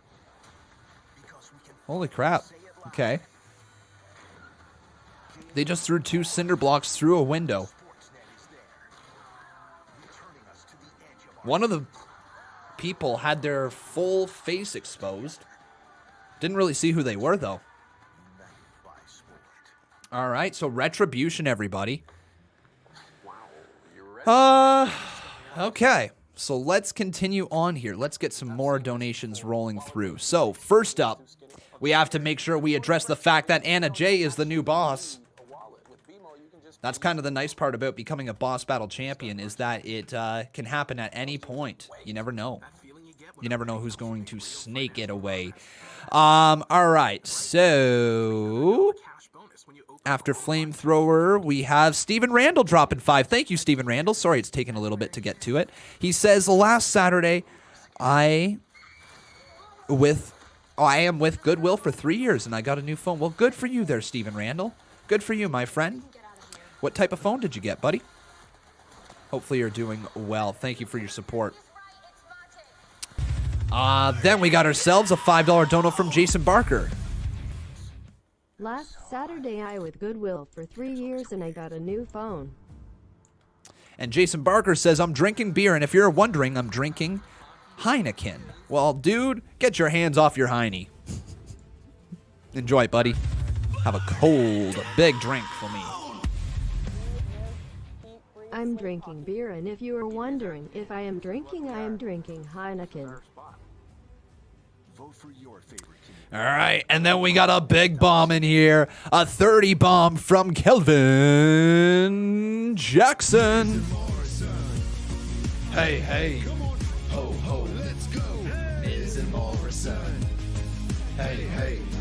Ho, ho, yeah, you know Miz and Morrison. Hey, hey. Ho, ho. Miz and Morrison. Hey, hey. Ho, ho, here we go. Yeah. Gorilla Glue strength. And then we got ourselves a new boss in the name of Kelvin Jackson. So Kelvin Jackson has become a 2-time Boss Battles champion. And I'm sure you guys can see the Boss Battle trophy just sitting right there in the back. That's belonging to Joseph P. Ali. He snaked it away from Jason Barker right at the very end. Now we got ourselves a $5 donation from Jason Barker, and he says, this was in reference to the belt across the bottom of the screen that we now have back. The tiny belt. It's nowhere near as big as it used to be, but, you know, it's not about the size. It's how you use it, right?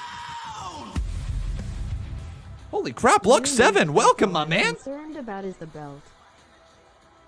Welcome to Team Green. We're getting ourselves a decent amount of members here tonight. Welcome, everybody. I hope you guys do enjoy the perks of becoming a member. Awesome to see everybody. We're going to get ourselves singing that in a hot second here. Ladies and gentlemen, with me I might have to skip it, though. WWE Women's Champion and making her return to Monday Night Raw, Mickie James.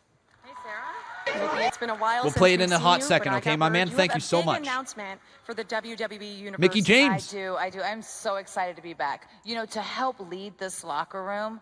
But if the girls think that I don't have gold on my mind, they are sadly mistaken. Oh, Lana and Oh my God. Natalia. I'm sorry. You must a tag be really team. delusional, They've got Mickie. potential together. I mean, how are you going to lead the women's locker room if you don't even have a TikTok? Yeah. No! I mean, don't get me wrong. You are one of the best Don't you in-ring fucking talk about competitors. TikTok However, on we have WWE. Natalia, who is Oh, the I best cannot in-ring stand your competitor. TikTok on my I'm not sure if you're Instagram aware or feed, not, Mickie, but let I am alone the most on winning my woman in all of WWE television. history. Stop it. You may as well just call me the Serena Williams of the WWE, Mickie. Yep.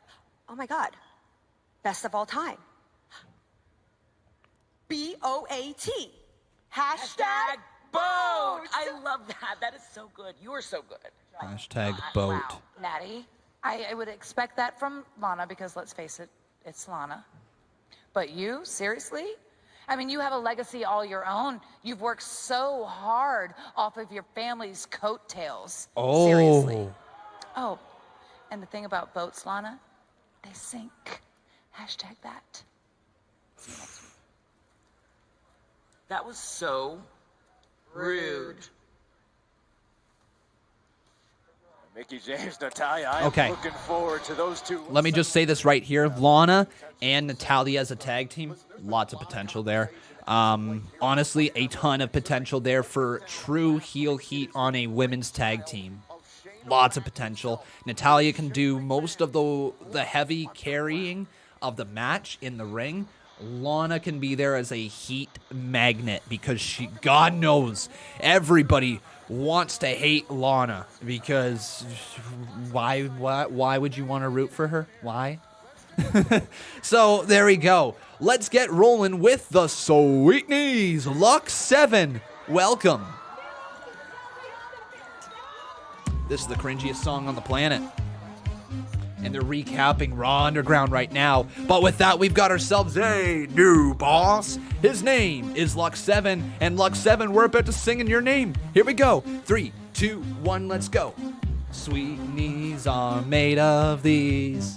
Who am I to disagree? Woo! Right up in there. Those Sweetnies. Get them.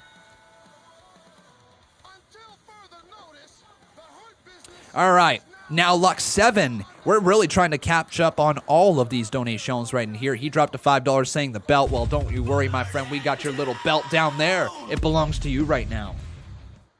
And that's how I slam dunked the basketball. Oh, wow. I know it's Who's hard that? to believe. Ivar, there you are. Where have you been? It's okay. Yeah, hey, we gotta go, like, now. Our match is next, and I don't have any tape. No, don't be mad at him. We were talking. And I shouldn't have kept him, but I don't know. Who's He's that? kinda cute. Who's that? You? Who dat? Who Not dat? so much. Good luck. It's not real if you don't look. It's not real if you don't look. Don't look.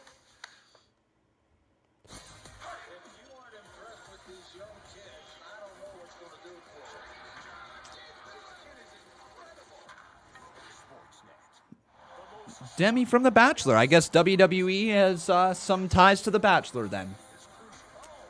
I'm a talk to Becca about Demi, I guess. She watches it. I don't. She might know who she is. She might be asking, why are you asking? And I will say, I'm just curious.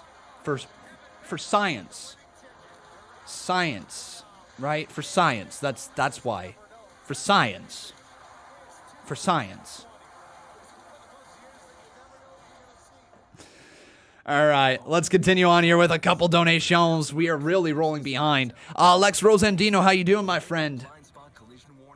He says, hey, Conman, hope all is well, brother. All is going super well, my friend. It's been great. It's been going really good. Got out of work, catching Raw now, and this storyline with Ford poisoned. What if Charlie Caruso did it for Garza? Ooh. Also, what if Bianca is involved? Good twist. I don't see Bianca getting involved. Definitely a good twist. Well, maybe not good. Definitely a twist. Not a twist I'd like to see. However, Charlie Caruso, that could be interesting if you're looking for an unexpected person, maybe with no payoff. Could be Charlie Caruso, unless they plan on something big with a payoff there, Lex. Hopefully you're doing well, buddy. Thank you for your $10 support. Hey Conman, hope all is well, brother. Got out of work catching Raw now in this storyline. With Ford poised, what if Charlie Caruso did it for Garza? Also, what if Bianca is involved? Good twist, thinking face. Paul Carpenter, thank you for your $2. Says, frustrates me that Shelton lost the 24/7 title already. Doesn't frustrate me, but he was making it feel like it was a bigger deal, wasn't he? So hopefully they continue that with whoever it's on now. I can't even remember. Is it Tozawa? Or is it R-Truth? Who has the 24/7 championship right now? I legit can't remember.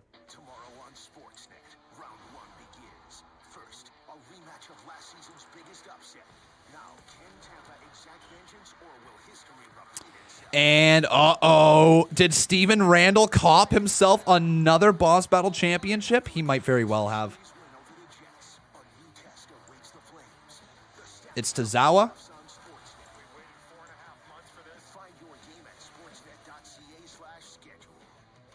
Is it Tozawa? Oh, frig, you guys are giving me mixed ones in the live chat. Tozawa. Tozawa. I'm seeing more Tozawas than I am R-Truth. Okay, so I'm going to go with Tozawa. If I'm wrong, then you guys misled me, and I blame you. So Steven Randall right here, did he snake it? No, it looks like Lux 7 is hanging on to that Boss Battle title as tight as Lux 7 can. Never mind! Steven Randall has become the new boss, snaking it away once again. Steven Randall. Dude, two-time Boss Battle champion. Prince Balor then dropped a $2 donation, a 40 rupee. Thank you, my friend. He says, can I know about the Boss Battle? Please, I'm new. Well, the Boss Battle Championship, my friend, is this little thing that we do for the donators of the channel. Essentially, it's a way to get a mini game out of you donating to the channel and supporting us. You can see we've got 300 health right here with this person's name on it. That represents $30, so $1 equals 10 health. Basically, the last person to knock away all of the health becomes the new Boss Battle Champion. And then you can see the amount of times people have become Boss Battle Champion right down here for this month. The winner of the month gets a very cringe trophy, which looks like this. As you can see, Joseph P. Ali gets his name on the cringe Boss Battle Trophy. And he gets his name on this for the whole entire month of August because he won it in July. So there you go, Joseph P. Here comes Ricochet and Cedric Alexander, the Two Fly Crew. And did I play Lux 7's membership? I think I did. Yes. Oh, Tozawa, the 24/7 champion with his ninjas. And here comes the Vikings. Man, the tag team division is filled with some weird gimmicks, isn't it? Vikings, ninjas, basketball players. What else?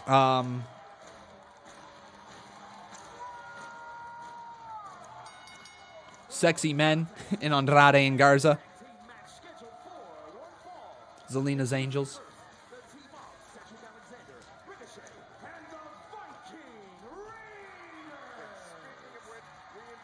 All right.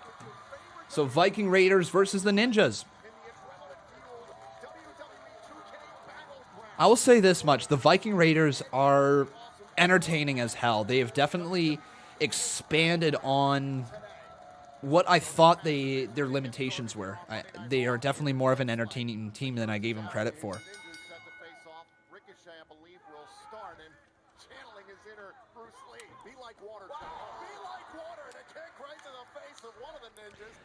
We're giving Ricochet comedy spots. Oh my God. Nice double team. But like what? Okay, I guess they're building him up, but like why are we doing a crane kick for Ricochet? I'm so confused about that. The Vikings though. The Viking Raiders now going to work together. Maybe look to hit their finishing move in a second. Oh, there's a knee to the face. Damn. So who's next here? Well, a good general always sacrifices his soldiers first. No, absolutely. That looks like R-Truth, maybe. Is that R-Truth? Is R-Truth going to try to steal the 24/7 championship? Is R-Truth as a ninja? I don't know. Oh, no! Viking experience, it's over. 3. Yeah, 24/7 title. I think that's R-Truth. I think it's R-Truth, ladies and gentlemen. He's going to become 24/7 champion. Yeah, here we go. Calling for a referee. It's R-Truth. It's R-Truth. R-Truth looking to become the 24/7 champion. A referee is out here. Ref is there. R-Truth with the dreaded roll-up into the cover, too. He's the new 24/7 champion. It's R-Truth. Hey!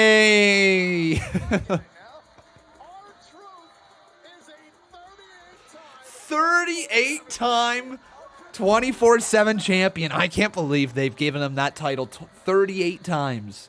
38 times.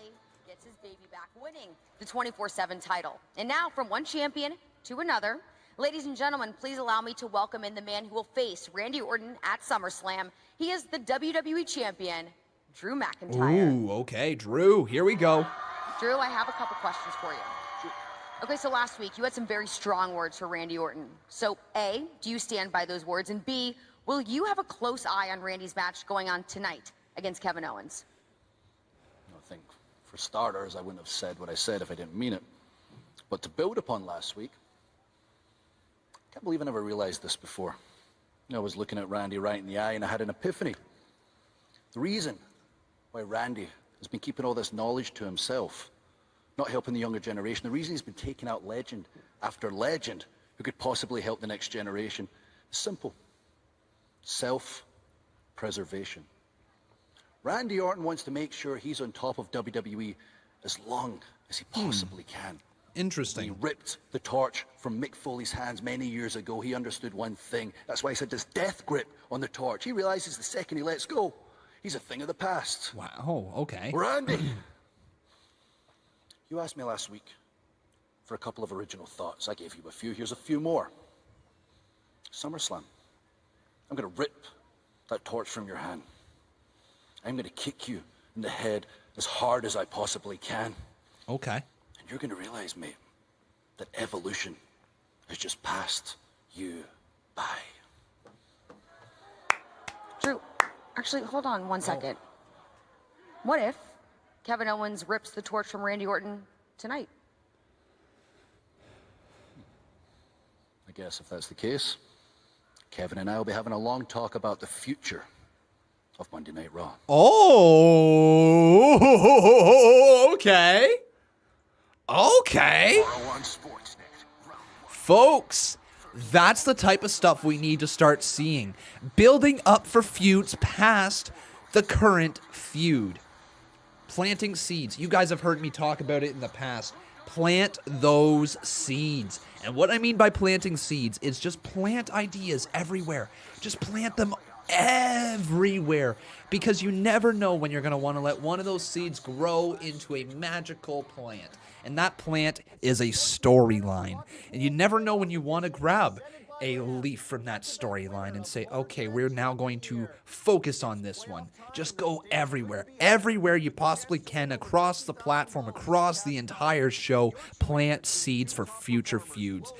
Maybe you draw from that feud 10 years from now. But let me tell you something. What made this Drew McIntyre-Randy Orton feud so good so far was the promo last week. The promo of the original thoughts from... Nah, can you guys just ban this guy? He's spamming it like crazy. Just ban him. Yeah, just ban him. If you don't mind, Steve. What was I going to say there? Yeah, last week with Drew McIntyre, that feud with Randy Orton, the promo battling back and forth, when he said 10 years ago, when I was there in catering, my world was crumbling around me, both professionally and personally. He didn't help him. That was probably drawn from a real place of emotion. Michael Cuss, thank you for subscribing. Right? That was drawn from a thing that was off screen. We don't know if that's true or not. But let me tell you something. What we know is true in a storyline is when it happens on WWE TV. That is considered canon. That is considered the main story from WWE. So if they're able to draw from that story that they plant, maybe 10 years ago, 5 years ago, 2 years ago, what have you, they can grab from that planted seed and make an awesome storyline out of it. Think of Randy Orton and Edge. Why was that story so good? Well, because of their history, because stuff has happened in the past that WWE can tell a story from. So yeah, I like it. The fact that Drew McIntyre right there just planted a little bit of a seed with Kevin Owens. Kevin Owens, it made sense for him to talk about him tonight. He's facing the man who wants to face him for the title. Kevin Owens is facing Randy Orton. Makes a lot of sense why he would talk about him if Kevin Owens was able to beat Randy Orton. Well, maybe if Drew McIntyre is able to beat Randy Orton at SummerSlam, maybe, just maybe, Kevin Owens becomes his next feud.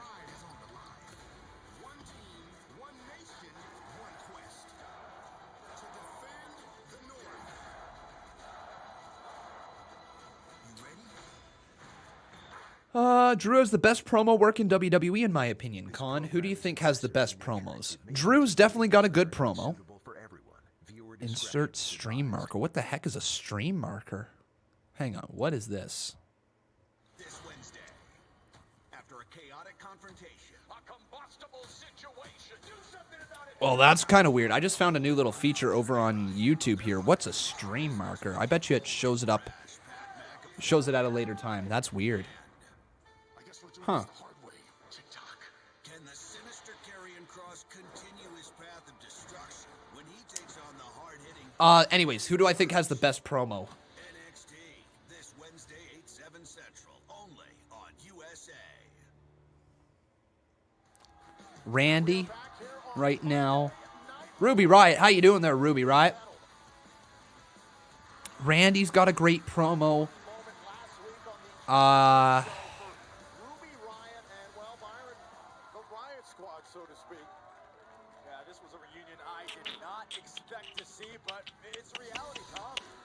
Yeah, Joe does have some really good promos. Liv Morgan and Ruby Riott, though, teaming together here tonight. Seth does have good promos. I wouldn't say he's got the best promo. I think there's some better ones than Seth.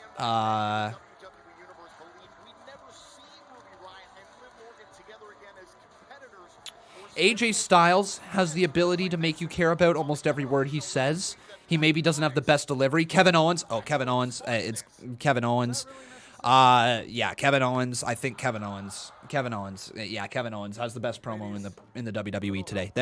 I said it. There you go. Kevin Owens, best promo in the WWE today. Kevin Owens. No matter what, heel, babyface, the guy can make a promo matter. Yeah. Big E's a great promo as well. Yeah, don't get me wrong. Yeah, Dolph Ziggler is good on the microphone as well. Yep, I think Kevin Owens has the best promo. Yeah, I've said it. Yeah, I've always said this, guys, and anybody else can back me up on this. I've always said that Kevin Owens is the most versatile player inside of WWE. He is a guy that you can plug anywhere in the program, and he's believable. And for that reason, I don't know how many other people can do that. Right? I don't know how many other individuals inside of the WWE can be put in any position on the microphone and be believable. For that reason, I'm giving it to Kevin Owens. Oh, how cute is this, Billy? Look, the Riots are back and what? Better than ever? Yeah, like that'll last. Liv is so two-faced. And Ruby's personality changes like the color of her split ends. I hate Liv. Oh, but I love Liv. While the two of you have been campaigning to be crowned drama queen, we have been shaping our futures. Oh, Steve. And our futures are iconic. No surprise, the iconic. Did you guys hear the rumors that Vince McMahon sees Peyton Royce as a single star? Makes you wonder if it was because of her finishing move that she hit a few weeks back, that evil-looking finishing move. I think it is. And I've heard lots of rumors that Vince McMahon wants to see Peyton Royce as a single star. I think they could push Peyton Royce as a single star, but you would need Billie Kay by her side still. I still think Peyton Royce needs Billie Kay. I don't think you put her out there on her own. I think she is a good star in the making who is going to get it. She is not ready to be on her own yet. She'll get lost in the shuffle like no other. But I like the idea of putting Billie Kay as like a manager for her and letting her run after a singles title. I think it'd be really cool to see her run after either the Raw or SmackDown Women's Championship. Get an opportunity like that. Oh, there's the heel kick. Oh, my God. All right, we're going to get around to a few of these donos because we've got a few sitting around here. First up is Rondo Slice with a $2 donation. Thank you, buddy. He says, I'm sorry, but Retribution acts like Antifa. I mean, I don't really know what to comment about that, my friend. It's a WWE storyline. I would not agree with that just because they happen to be breaking stuff. You know, I think that's you reaching for it. But again, maybe that's just me being naive. Who knows? Steven Randall, thank you for your $1 donation as well. I appreciate you. Then Prince Balor with a $2 donation right after that. He says, can I know about Boss Battle? Please, I'm new. I think I was meaning to run it, but I don't believe I ever did. Boss Battle, so, oh yeah, we did run this. I think I already talked about that.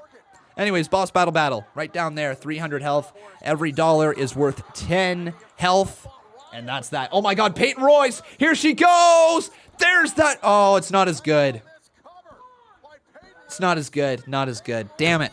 She hit her finishing move really good the first time. Not as good there. Damn, and Liv Morgan loses. But Peyton wins. That's proof right there. I think Vince McMahon does, in fact, see her as a single star.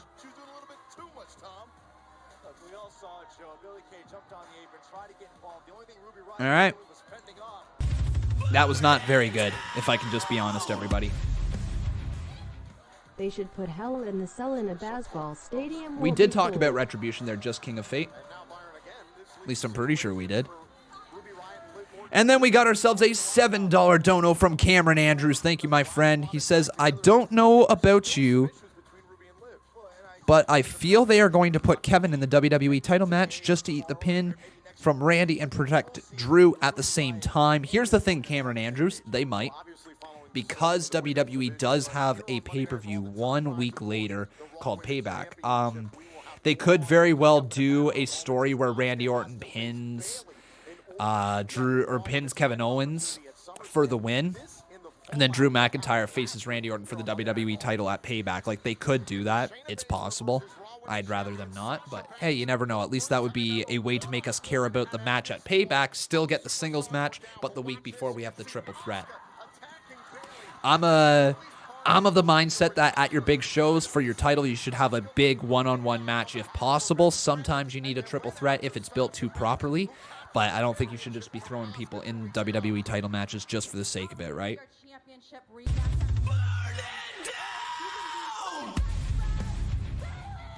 I don't know about you, but I feel they are going to put Kevin in the WWE title match just to eat the pin from Randy and protect Drew at the same time.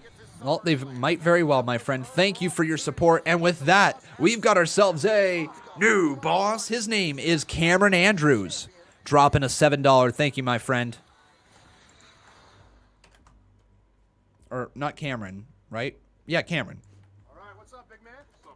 Oh, Raw Underground time. That's good, because you know what? It's almost 10 o'clock. That means it's time for Raw Underground to start right now. If you would, sir. Absolutely. Thank you very much. Appreciate that. Shane O'Mac's ready to go. Raw Underground is next.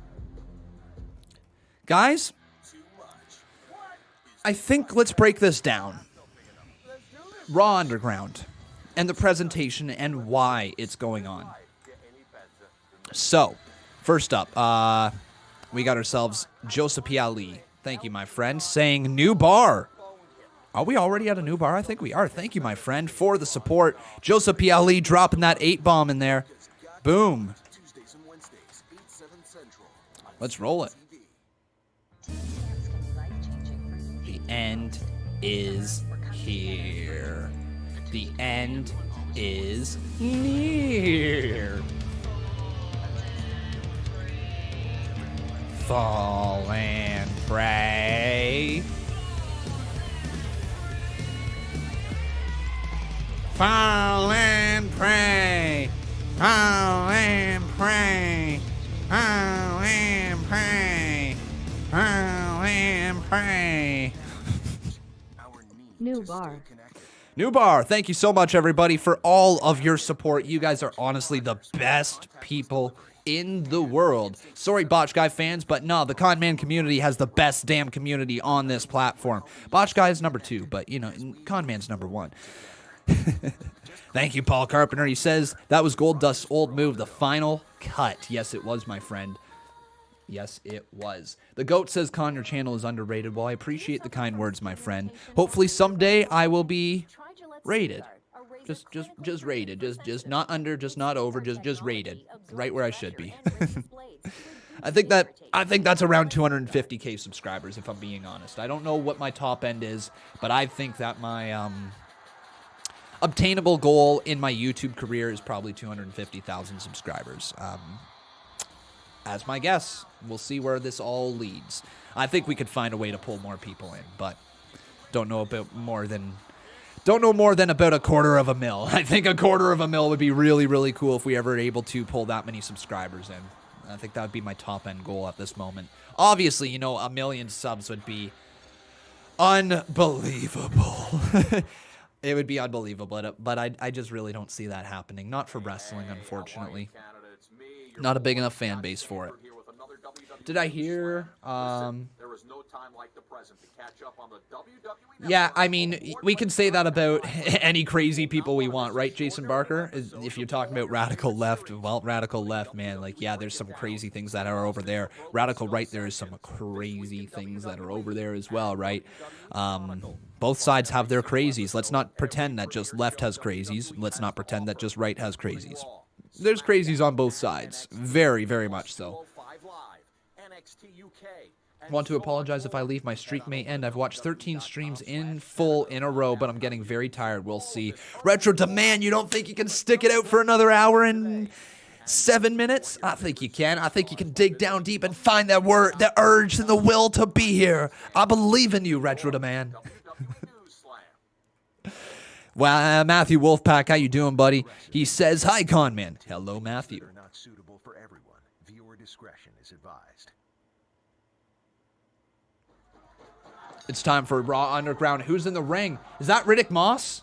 All right, so Riddick Moss, the dude who beat up, what's his face? Who beat up Ali on main event. And oh man, nice double leg takedown. Riddick Moss is in here, former 24/7 champion. Look at this nice reversal. We got Cal Bloom is doing an excellent job in here. Okay, shoot style wrestling. Definitely shoot style wrestling. Interesting. So, again, what I was trying to talk about with Raw Underground, why I think this makes sense that it happens right at 10 o'clock. Because everybody is so used to what wrestling looks like, okay? And right now, WWE is trying desperately to get your eyes on the product. They want people who are flipping through the TV to see something different. This is different. I don't know if it's good or not yet, but it's definitely entertaining enough for me. I don't know what the purpose is. But yeah, Riddick Moss and this guy, this was all about the opportunity John Cena was talking about.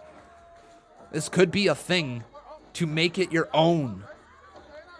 Oh, hang on, he's on top. Riddick Moss not looking too solid here. If it was Riddick Moss who's supposed to be the one getting over, he's not. This other dude is actually looking solid, but this could be an eye-opener for WWE. Oh, thumb to the eye! Thumb to the eye. Oh, a headbutt from Riddick Moss. Riddick punches to the midsection. There's a right hand to the face. And now down on the ground, just stomping on him over and over again. It's over. Wow, Riddick Moss, man.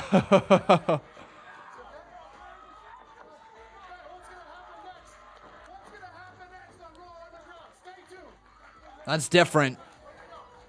That's different. All right, back to the real show. But here's the thing. It's not like it's bad.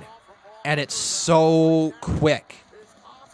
Right? It's so quick. You blink and it's over. I don't mind it. It's only within the last hour. It's only on for about 30, 40 seconds. It's just a brawl. But I gotta ask the live chat here, everybody. Do you like it? Thumbs up. Do you not? Thumbs down. Are you in the middle? Fist emoji. What do you guys think? Let me know in the live chat. I give it a thumbs up. I do.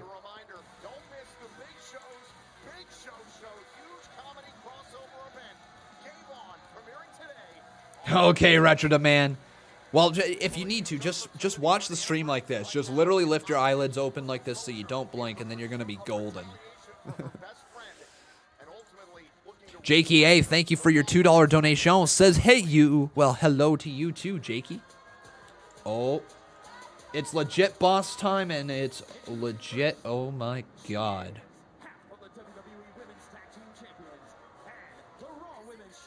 Well, there's, yeah. There's Sasha.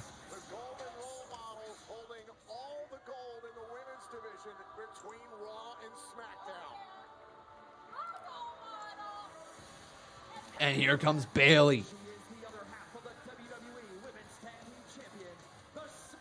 Can I just say this? Like, wow.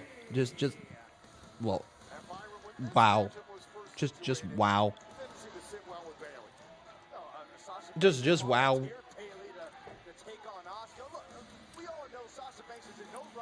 Don't worry, Michael Benjamin. Just because I'm looking at the menu doesn't mean I'm not eating at home.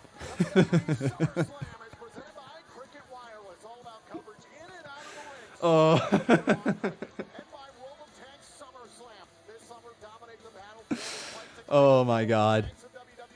Play for free on PlayStation 4 and Xbox One. And then deep down inside, Sasha Banks is hoping some way, somehow, Bayley, of course, will defeat Asuka. All right. So time for Asuka versus Bayley. Bayley Dostrap.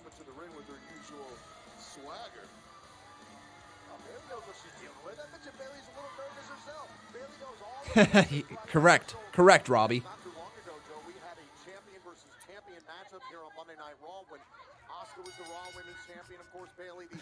Oh, Asuka with a drop kick right there to Bayley. Okay, everybody. So let's get this going. It is now time for the next Twitter poll. Who do you guys think will win? Remember, if Asuka is able to beat Sasha or able to beat Bayley here tonight, she gets a shot at Sasha's Women's Championship at SummerSlam.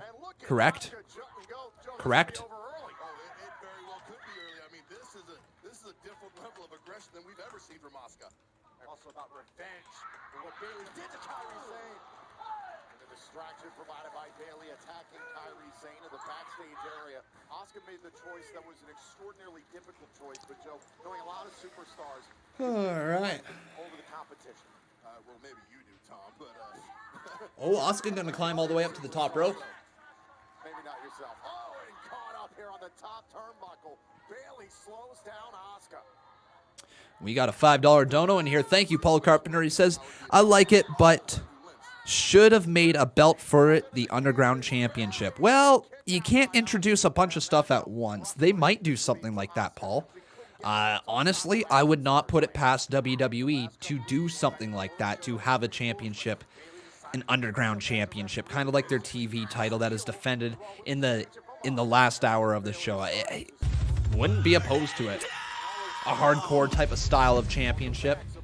I like, but they should make a belt for it. Underground Championship. Into the cover, count of 2, kick out there by Asuka. Oh, Bayley tried to get the cover, but could not. Kicked her out right there. So who do you want to see raised up as a new top-tier talent in the women's division? Bianca Belair. If they actually got behind a performer or two, who would you like to see the most? Bianca Belair. I think she is mega star in the making. All WWE has to do is give her the green light. She is a star. Oh, lights just flickered again. Are we going to get ourselves another Retribution thing at the end of the night? What do you guys think? Yes or no in the live chat? Positive of the Dominic Mysterio situation is that a lot of bumps that he took with the kendo stick, it'll get him conditioned for SummerSlam. Exactly, man. It's great. Every bit of that was great to introduce us to Dominic. Also great to get him used to what a hard shot is like.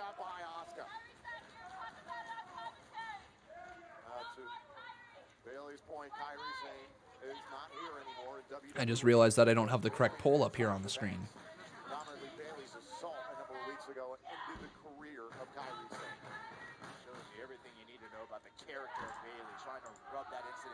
What do I think about your tweet? Oh, what if Asuka loses today? Sasha Banks wins the Battle Royal on Friday, and then Sasha faces Bayley in a winner-take-all at SummerSlam. Look, I'm not opposed to it, man. Absolutely not. Asuka, ooh, Shining Wizard right to the face. Lights flickered again. And again. These lights, man. Retribution is doing some stuff. They are doing some stuff. Hey, Waleed Hijaz, how you doing, buddy? Welcome to the live stream. Great to see ya. Sorry, everybody. Had to adjust my pants. It's not very often you got to adjust your pants, but sometimes you got to adjust your pants, and Conman had to adjust his pants. Oh, Asuka, though. Looking to adjust the face of Bayley with a hip attack, and there it is. Into the cover. Is that enough? Asuka, she gonna face Sasha Banks? No! Kick out by Bayley at 2. Just like that. Watch this again. Boom! The hip attack, dropping Bayley, and the SmackDown Women's Champion is in trouble. you can see the concern all over Oh, Asuka, though, right back into the corner. Another hip attack, this time caught by Bayley. And Karen throws her face first into the turnbuckle.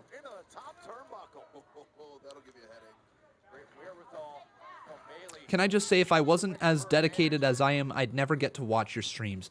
I'm so happy that you're dedicated, Retro Demand. It's awesome having great fans like you continue to watch us week in and week out, buddy. I really appreciate it. I hope you know that. And that goes for all viewers here.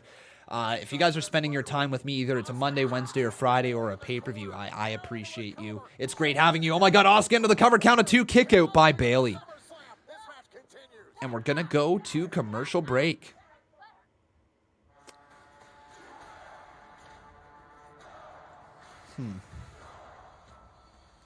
Wow, it's warm in here.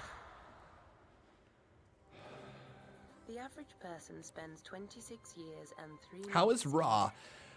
And You just tuned in. Raw?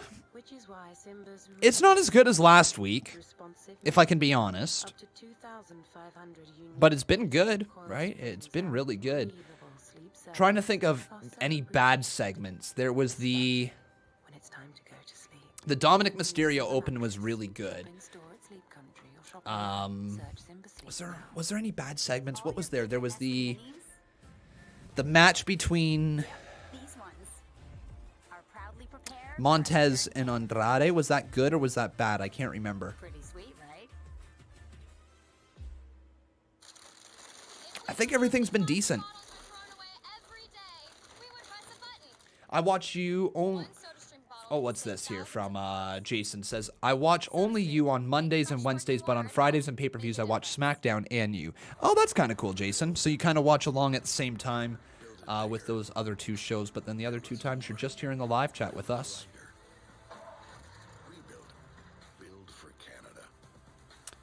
Yo, Conman, what do you think about the AEW Deadly Cup tournament? Have I watched it yet? Answer this, mate. No, my friend, I have not watched it. I haven't. I don't watch AEW Dark, and that's not because I don't care. It's just because, if I'm being honest, there's there's only so much wrestling content I personally can consume in a week. And AEW Dark, like, sometimes, yeah, sure, if I had nothing going on, I might throw it on, but I don't watch it religiously. And that's probably a place that I should watch, because there's a lot of good wrestling on there from what I've heard and what I've seen as well. And there's probably a lot of great talent, but it's just not something I've gotten to the habit of watching yet. People saying AEW is a jobber, AEW Dark is a jobber show. And while that may be the case currently, like if you're tuning in today or tomorrow, I should say, yeah, the people who are on it are jobbers, but think 5 years from now. How many of those jobbers are going to be on the main roster of AEW, NXT, or Raw or SmackDown? Quite a bit. You're probably going to see a decent amount of those people rise to be something inside of AEW. You're probably going to see a decent amount of them rise to become bigger stars at Impact Wrestling. And you're probably going to see a healthy amount of them end up in New Japan Pro Wrestling, and then probably a handful select of them eventually in WWE. Dark is a great platform for up-and-coming wrestlers, is what I gotta say there. It's just not something I've watched, really, that closely yet.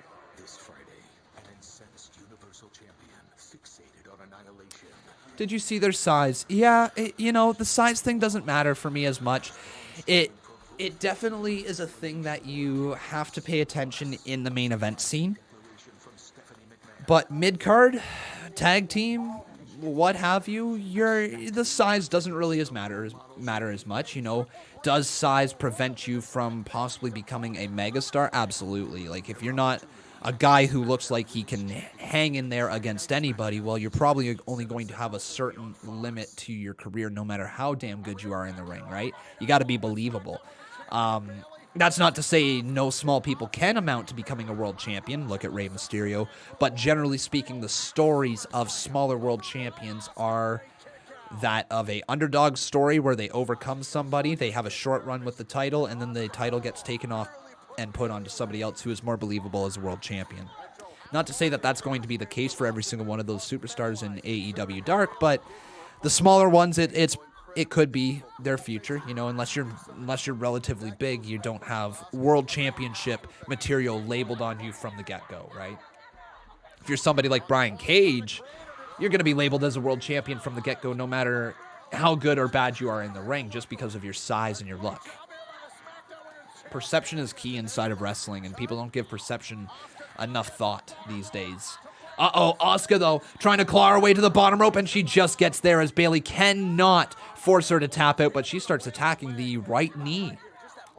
Oh, no.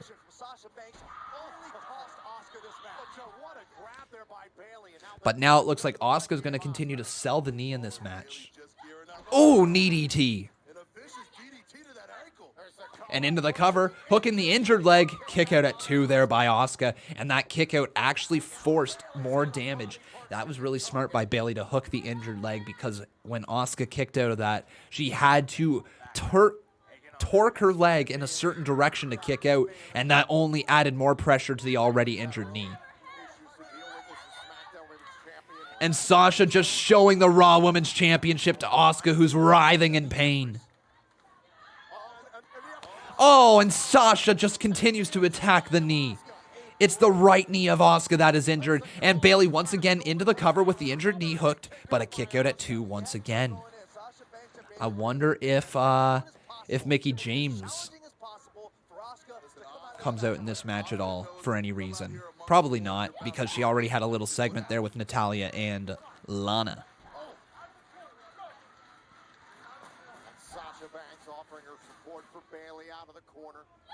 Bayley back elbow. Wow, take a look at this poll, everybody, right over here. 70% of you think that Asuka's going to win, and 30% say Bayley.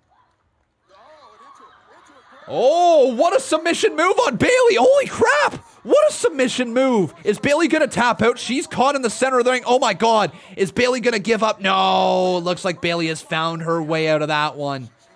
Bayley dose strap, man, just finding her way out. But Asuka into the armbar. Asuka's in an armbar. Asuka's got the armbar locked in on Bayley. Is Bayley going to tap out here? Dead center of the ring. Is Asuka going to get to face Sasha Banks? Oh, Bayley turns her over into the cover. Kick out at 2 by Asuka. Knee to the face, but Bayley steps through, rolls through, and she's got a beautiful heel hook locked in. A reverse figure 4 of sorts. Look at this. It's almost the Lucky 13. Really good match right here, everybody. Wait, Sasha took her shoes off. Why did Sasha take her shoes off? Does she have her heels in her hands? No. Asuka turned it around. Ankle lock is locked in.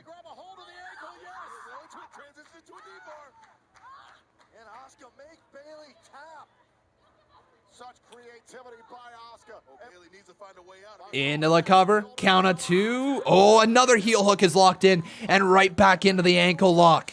But Bayley continues to try to stand up to roll up Asuka. Oh my God, what a move. What a move. Oh, but Asuka just caught her and turned her around into the crossbody. Count of 2, kick out by Bayley. This is a really good match. Code breaker. Code breaker. Is that enough? Cover. 2, kick out once again by Bayley. Best match tonight, I think. What do you guys think? Is this the match of the night so far? If I'm a betting man, I'd say this has been the best match of the night. Best segment of the night goes to Dominic getting whipped by Seth Rollins and Buddy Murphy.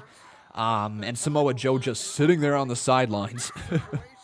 But here tonight, I think this has been the best match. Great matchup. Spinning back fist there from Asuka. But Bayley just got caught with a knee to the face.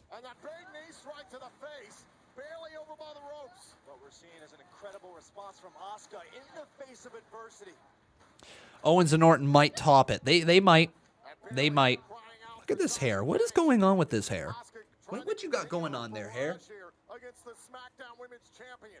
Positioning Bayley on the top rope. What is Asuka planning to do here? Asuka on the top turnbuckle. Boom. To make it to SummerSlam, to take the Oh, wait a second. Asuka is down. Bayley going for the elbow drop. Is she going to hit it? Oh my God, Bayley just hit the elbow drop. Is that enough to put away Asuka? 2. Whoa!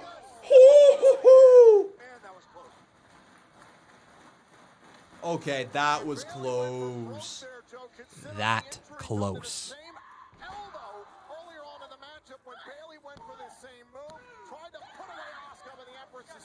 Hey there, Austin James. How you doing, buddy? Thank you for your support. He says, hey, Con, do you like Survivor Series with or without the annual brand Supremacy Wars?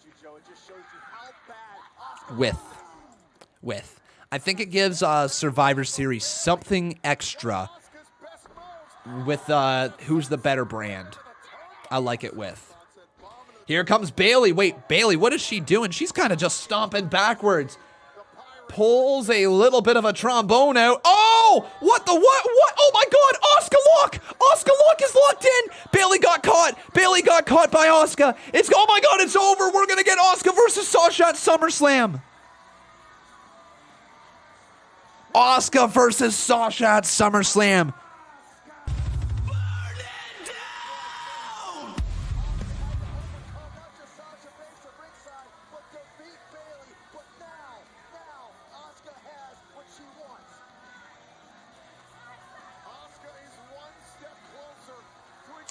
I mean, yeah,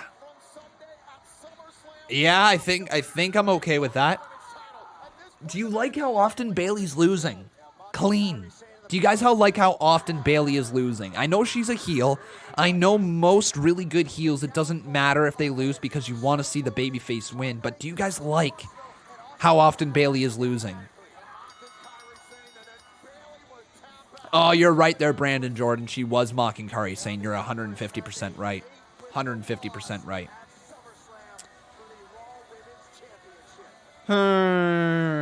All right.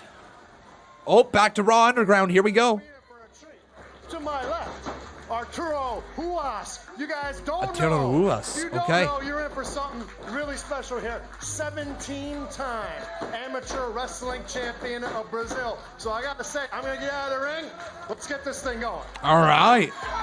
Here we go, Arturo. See, this is where, like, Riddick Moss, Arturo, they have the ability to make their name known. Look at this. Oh, my God. He just kicked him right out. Like, this is the cool part. They have the ability to make people look so good in a real fight. It's an easy way to introduce people. Nice takedown right there. Oh, my God. Oh, my God. Referee, is he going to call for it? Look at this. Oh, slap to the side of the head. He's just slapping him. Punch to the face. Oh, straight to the jaw. Oh, my God. Arturo. Elbow. Oh, look at the precision elbow. Look at this. Okay, he's not looking great at the moment.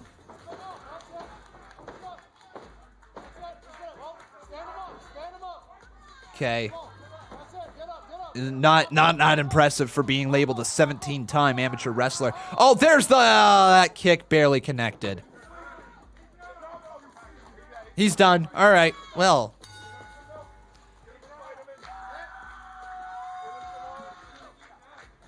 That was bad. That was bad. All right, that's his last fight pit, or whatever the hell they're calling it, Raw Underground. Who wants to take on Arturo? Anybody? Any takers? Any takers? No, I'm good too. I'm out. Swerve Scott just like, no, not me. And we're going to commercial break. Here's the thing, everybody.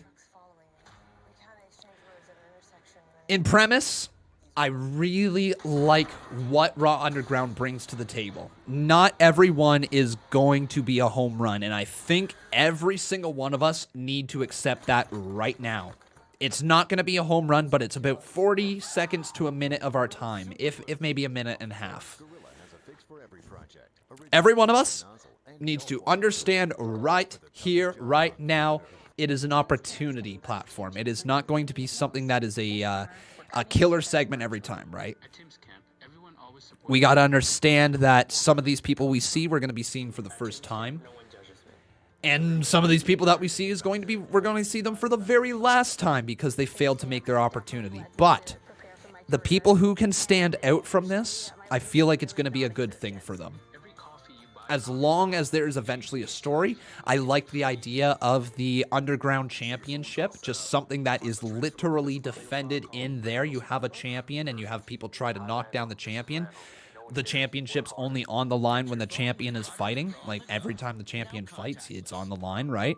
I think that could be a fun thing, just a fun little title to bounce around Raw Underground. If they made it really kind of dope looking, I think that could be kind of cool.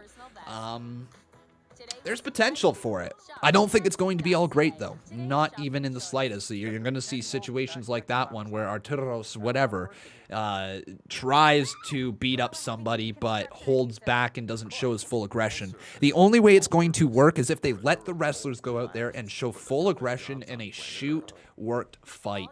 Work the finish, but have the wrestlers actually, like, square up for a little bit, you know? See who hits hard. Maybe have one person sell like crazy. Maybe they're in there to try to learn how to sell. And you go hard for a minute trying to make the most vicious looking thing without actually busting your opponent open. It's at the end of the day, it's something that falls on the wrestlers to try to make their own. I'm going to give it a month. I'm going to give it a month before I say for sure if I like it or if I don't. But I think the premise of it has a lot of potential. It's on to WWE and the performers to execute it properly. Botch Guy says he would like to challenge me to a match at Raw Underground. Well. Hats forward, right? Hats forward. Pizza Guy, Delivery Man, Con Man. Let's go for Dukes up. Dukes up. Dukes up. You think you can fight this man? You Dukes up? Oh, no. Nope. Nope. Nope. Nope. Nope. No. No. Just no. It's not happening. What is going on? Okay, this hair. You know what? I'm going to go one-on-one with this piece of hair in Raw Underground. My God. This piece of hair is just flopping around like a, like a saggy titty.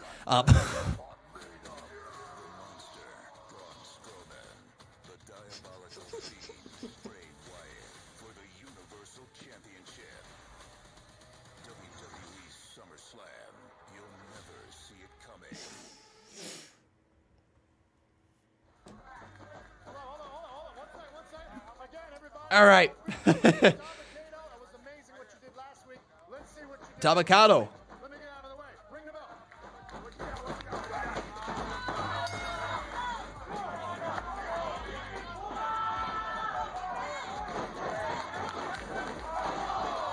Oh, see, for big dudes like this, this has a lot of potential. The former Bubba Tunde. Oh my God.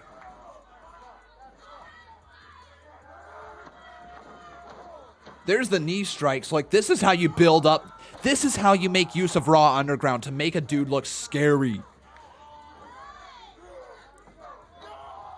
What? He just grabbed his balls! Ah! Good old dick twist! Give him the dick twist! Good old dick twist! Whoa, Shayna? Shayna!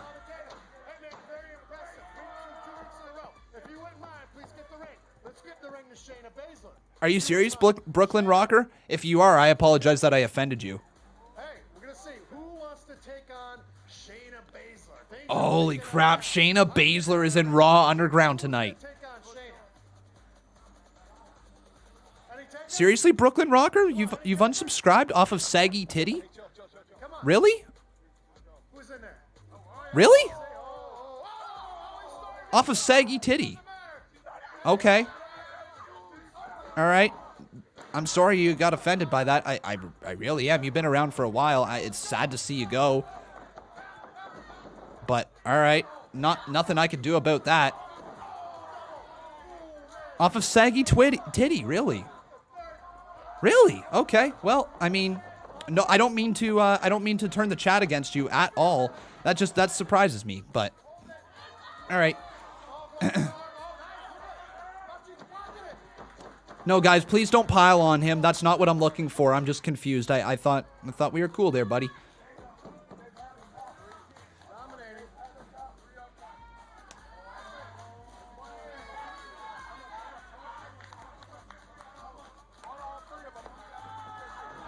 Oh my God, both ladies going after Shayna though. Man, Shayna's literally taking them all out.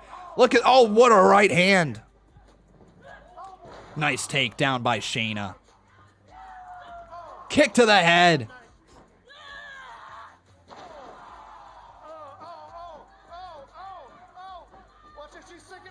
There you go. Shayna makes her tap out. I like that. That's good.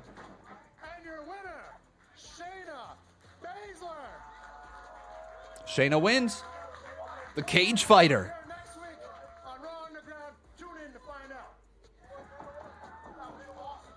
Well, Shayna Baszler taking no prisoners in the Raw Underground. I like it. Yeah, it seems like Shayna Baszler is built for Shane McMahon's Raw. Oh, wait, what? Here's Retribution. My God, they just flipped a car.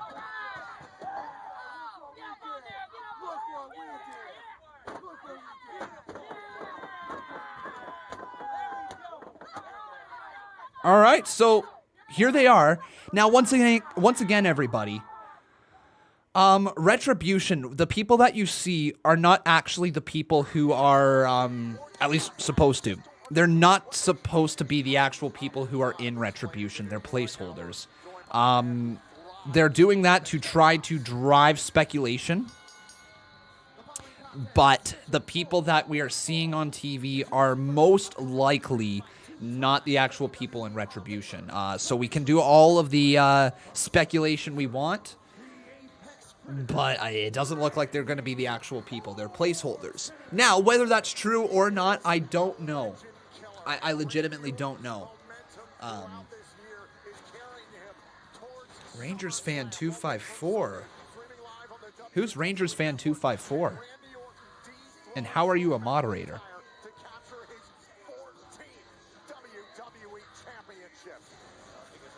Rangers fan 254. Is that Randy Orton 254? It's probably Randy Orton 254, right? That's Randy Orton 254. He's got to go through Kevin Owens. It's Orton versus Owens next on Raw. I think so. Why? I think so as well. No matter how long this revolution may take, there can be It's Randy Orton 254. We got confirmation there. Okay, cool. King Jay, how you doing, buddy? Welcome to the live stream. It's time to have some fun. Put it on L. It's not an L, that's a 7. 7 starts with an L. Cool, everybody. So 35 minutes remaining in the show. So far, everybody, thumbs up for the show, thumbs down, fist emoji. What do you think? Throughout most of the show, we've had a lot of thumbs up from people. I'm still there with thumbs ups, honestly. It's been a good, entertaining edition of Monday Night Raw. There's been some stuff that isn't great, you know, but like for me, as long as I'm entertained, I don't care, to be quite honest. I just like watching wrestling. And WWE for me, you know, right now is moderately entertaining. If they can entertain me, that's all I ask for. Could be Phillip. That could happen. Yeah, I'm looking forward to the Women's Battle Royal this Friday as well, my friend. It's going to be pretty good. Botch Guy says it's been okay. Well, fair enough. It's not been great. Definitely not been great. Last week's Raw was better.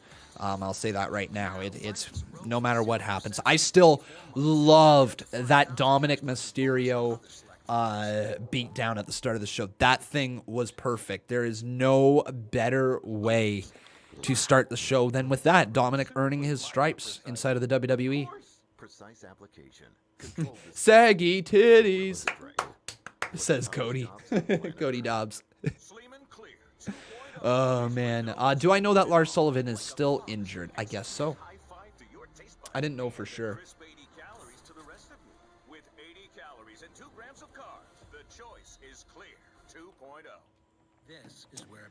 Wolfpack Matthew Grantland, how you doing, buddy? Where opportunity puts down its first roots. All right, real quickly here, everybody. Real quickly right now. Botch Guy, if you're listening, give me that call, all right? And Botch Guy apparently has something that he wants to say on stream for us, all right? Real quickly, Botch Guy's going to give us a call. Let's see what he's got to say, everybody. What's Botch Guy got to say?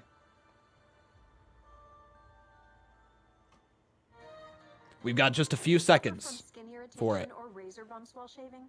Try Gillette Skin Guard, a razor clinically proven for sensitive We're going to wait and see. Don't know what it is that he's got to say. Absorbs pressure and raises blades to reduce skin irritation. Try Gillette's. Should I hang up on him? What do you think? Hey, Botch Guy. Hello? Hello. Hello. How's it going, buddy? Hello, is this Jobman167? Is that who I'm speaking to right now? I think you're correct. It's Jobman167. Is this loser Botch? Dude? I got nothing. Hey, by the way, when are you going to start wearing your hat correctly? I always try to figure that out, man. The moment you wear yours correctly. How about that? Ooh. Hey, I actually want to challenge you a little bit to a Raw Underground match, okay? I get the ninjas, okay, and you get those, whatever those people are, that are throwing and destroying everything and flipping cars. So you get the ninjas, and I get Retribution in a battle of Raw Underground. Honestly, I don't like your chances, man. I got that one big ninja on our team, man, and everybody on Retribution is like 5'3", so I think I like my chances. Here's the thing, that big dude, his balls are easier to hit. We can low blow him all day. I'm just playing around. Hey, man, great stream. What's up, guys? And he's the best, man. Con's the best. All right, take care, guys. Thanks, buddy. We'll talk to you soon, okay, man? Oh, so there you go, everybody. There's a Botch Guy cameo. I hope you guys could hear that correctly. So, apparently the challenge is laid out. Botch Guy and the Ninjas versus Conman and Retribution in a Raw Underground match. Well, book it, Vince. Book it. Here we go, though. It is now time for our main event. Randy Orton versus Kevin Owens. There's a few things that we got to get up here on the screen. So first up, we got to get this actual match here. Boom. With Ric Flair down at ringside. We might very well see something happen involving? Apparently that's English. Involving Ric Flair here tonight. What are your guys' bets? I have heard rumors that this could potentially be the last time Ric Flair is on WWE TV for some time. If that is possible, do you think 1, Randy Orton injures him, 2, Drew McIntyre injures Ric Flair, 3, he walks off into the sunset like it's nothing, 4, Kevin Owens attacks Ric Flair, 5, the ceiling falls on Ric Flair, 6, he gets poisoned, 7, his ex-wife comes back and tries to divorce him for more money, 8, his third ex-wife tries to come back and divorce him for more money, or 9, Charlotte Flair comes out of the back, kills Kevin Owens, takes Randy Orton's trunks for good use, and then battles Drew McIntyre at SummerSlam and wins the WWE Championship and becomes the all-time greatest champion ever. What do you guys think?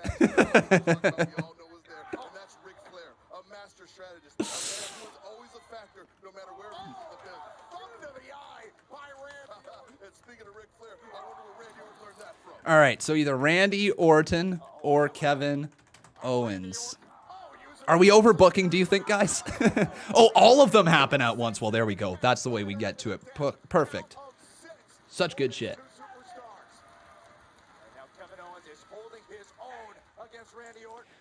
Count of 8, and he gets him back inside the ring. But now you guys can go over there, twitter.com/Conman167, and let me know who you guys think is going to win, either Randy Orton or Kevin Owens. Ooh. Kevin Owens staring at Ric Flair in the corner, but Randy Orton just counters with a kick to the midsection.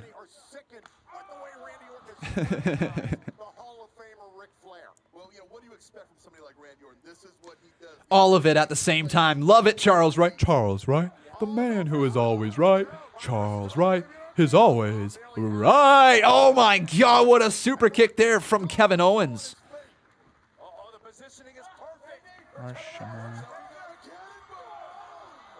Oh, cannonball there from Kevin Owens. He caught him.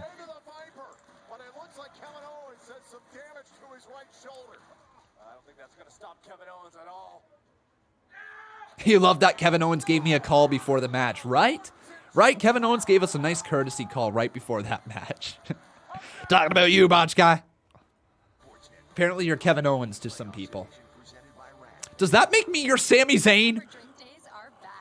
Are Conman and Botch Guy, the Kevin Owens and Sami Zayn, we're Canadian too. Oh, okay, there we go. That's what I'm talking about. Kevin Owens is you. Sami Zayn is me. Woo, there we go. That's the one. Play your way at pokerstars.net. Yeah, I've been called Sami Zayn before here on these live streams. We just now made that connection. Remember what happened in NXT? Botch Guy, are you about to powerbomb me?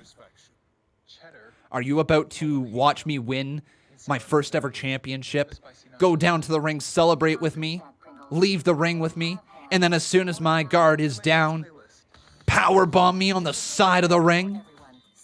Are you going to do that to me? Are we then going to have a match at Battleground where I finally beat you with not one but two haluva kicks? Is that going to happen? Are we then going to fast forward to us teaming together and challenging Shane McMahon and Daniel Bryan at WrestleMania? A returning Daniel Bryan. Are we then going to challenge the WWE Championship in a 2-on-1 handicap scenario and lose? Is that going to happen? Are we going to mutually part ways and one of us turn babyface and the other one leave for a long time? Maybe. Maybe.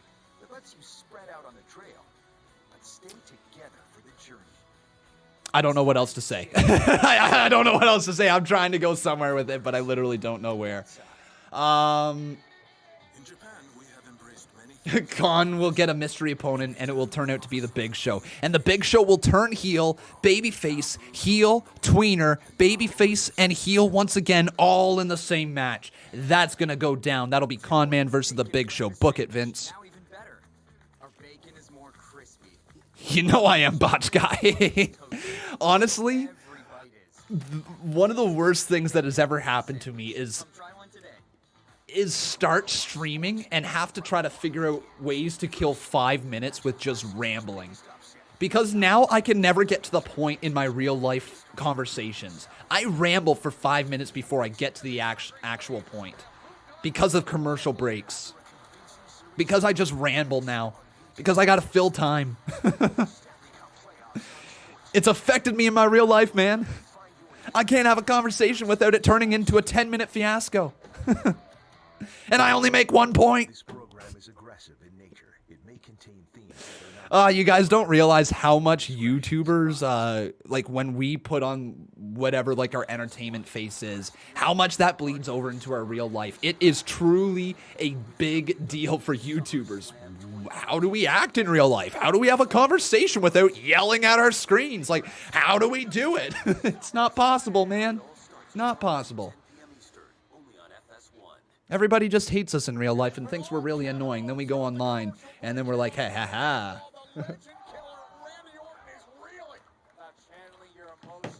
All right.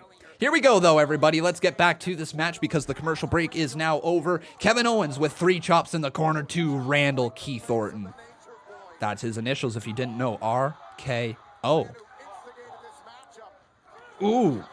Some more punches to the face. Kevin Owens, just the most valuable and versatile player inside of the WWE. This man can do anything. TJ Young, they might be around the corner. They might very well not be. Kevin Owens, though, went for an Irish whip. Oh, and Kevin Owens got sent right into the steel steps. Hey, PS4 Twist, how you doing, my friend? Doesn't seem too good. He says, I had my wallet stolen today with my bank cards and my driver's license as well. Not happy. Bad day today for me. Dude, that makes me think about this. I should really not keep my social insurance number in my wallet, should I? I really shouldn't keep my SIN number in my wallet, should I? I should probably take that out. Whoops. Yeah, I should probably take that out. Well, I will learn from you. Yeah, I should probably put that in a safe spot. Oh, but Randy Orton just throwing Kevin Owens into the steel once again.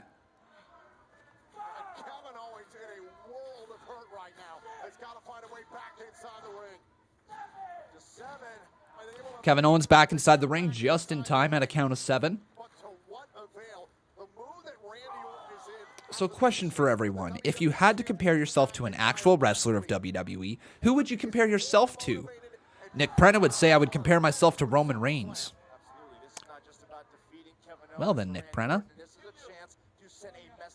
If I had to compare myself to somebody, it'd be Hornswoggle. I mean, I'm just a little old dude who likes to make people laugh. Probably laugh at him a little bit. Would never be taken seriously. And honestly, was a bit of a goof.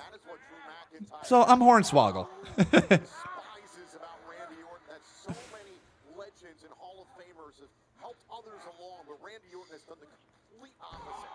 Botch Guy says Otis. Yo, Otis and Hornswoggle. Imagine that as a tag team.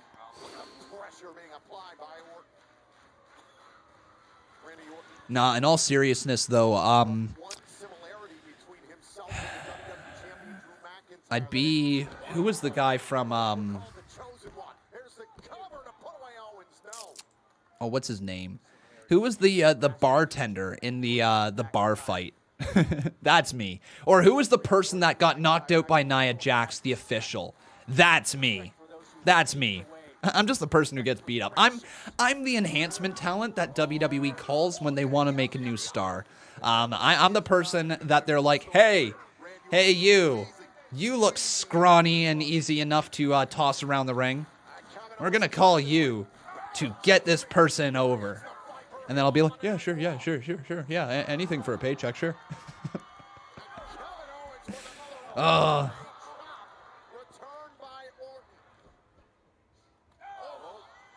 Then comes and complains on YouTube. Checks it out, yes. Complains on YouTube, yes. That's my character, that's my gimmick. I'm a guy who goes and gets beat up in the ring, comes on YouTube, and then bitches about it online. That's me. Nah. I was about to make a bad reference there. Who am I?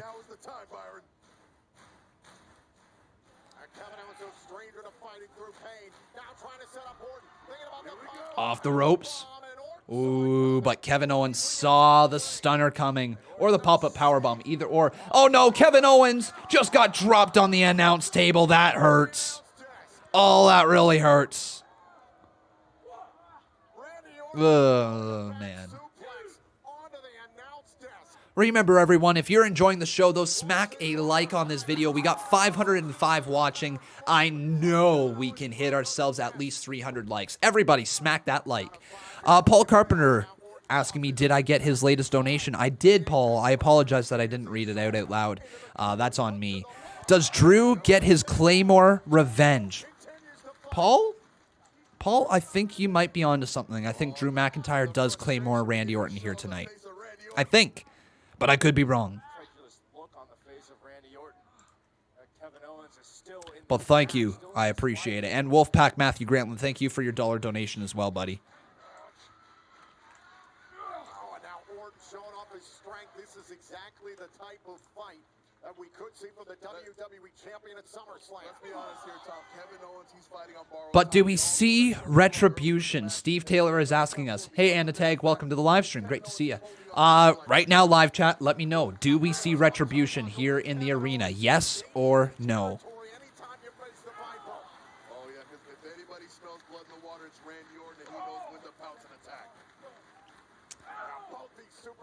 With 18 minutes remaining, something's going to go down, right? Ooh! Orton fell hard. Here it comes. Bullfrog splash. Oh, wait, no. Bullfrog senton. The bolt-on. No, we're not calling it that. Into the cover, count of 2. Kick out by Orton. That was really close. Oh, that was really close. I love it too, Botch Guy. It's one of my favorite things that has happened here in 2020. Some crap stuff has happened in 2K20, but you know what? The communities have grown, and it's been awesome. The Botch and Kong connection. Oh, going for the stunner. No! He hit him with his initials. RKO, and Randy wins.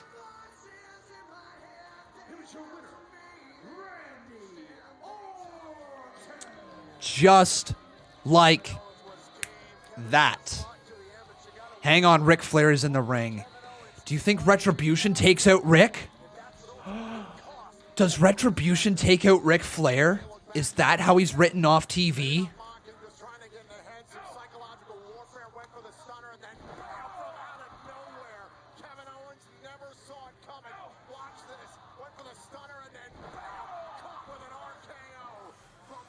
Oh.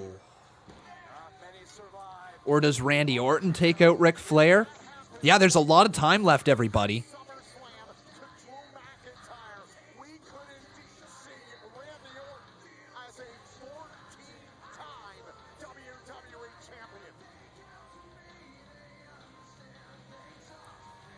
Oh no. Okay.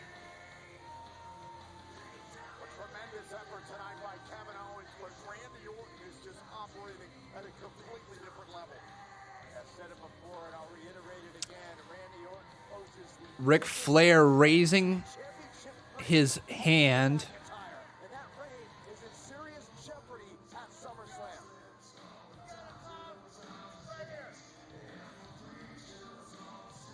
Oh, staring at Ric Flair, man. He wants a microphone. Okay, something's about to happen, everybody. Rick, don't go anywhere just yet. Oh, no. Is Orton going to turn on Rick? I would like to ask a favor. Oh, no. Of you, my friend, and that favor would be for you to stay put. Because there's something we need to talk about, and on top of that, we need to celebrate too, my friend. So stay put for now. Ho, ho, ho, ho, ho, ho, ho. That's cool. That was a really cool way to go to commercial break. WWE, more of that. More of that. That was a really, really, really good way to go to commercial break. That leaves you on a cliffhanger. More of that. I love it when they flow into commercial breaks. I hate it when it just happens. That was really, really, really good. That was a great transition. All right, as we come back, though, it's going to be Ric Flair and Randy Orton in the ring. So let's get them up here on the screen. The Nature Boy, Ric Flair and Randy Orton.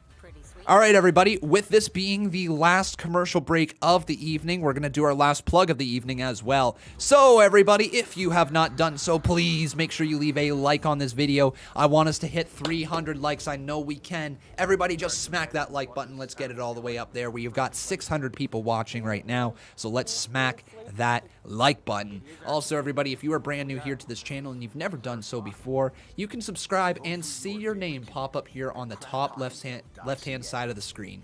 All you got to do is hit that subscription. Make sure that your subscriptions are turned on to public, and it's going to pop up right there. Also, everybody, if you are truly enjoying this show, please make sure you consider dropping a little donation through Super Chat. Any little bit is appreciated to keep this show alive. I love you guys. Thank you so much for all of your support. And now, is there anything that's about to happen?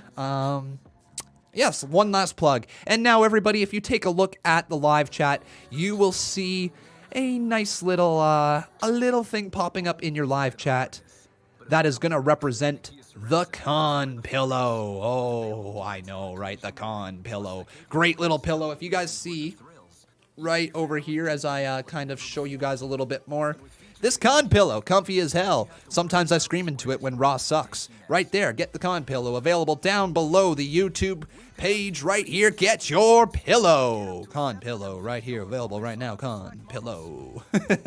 There we go, everybody. That's my plug of the day. We've also got other merch. We've got work merch. We've got hoodies. We got stuff. So check it out down below, below the video, I should say.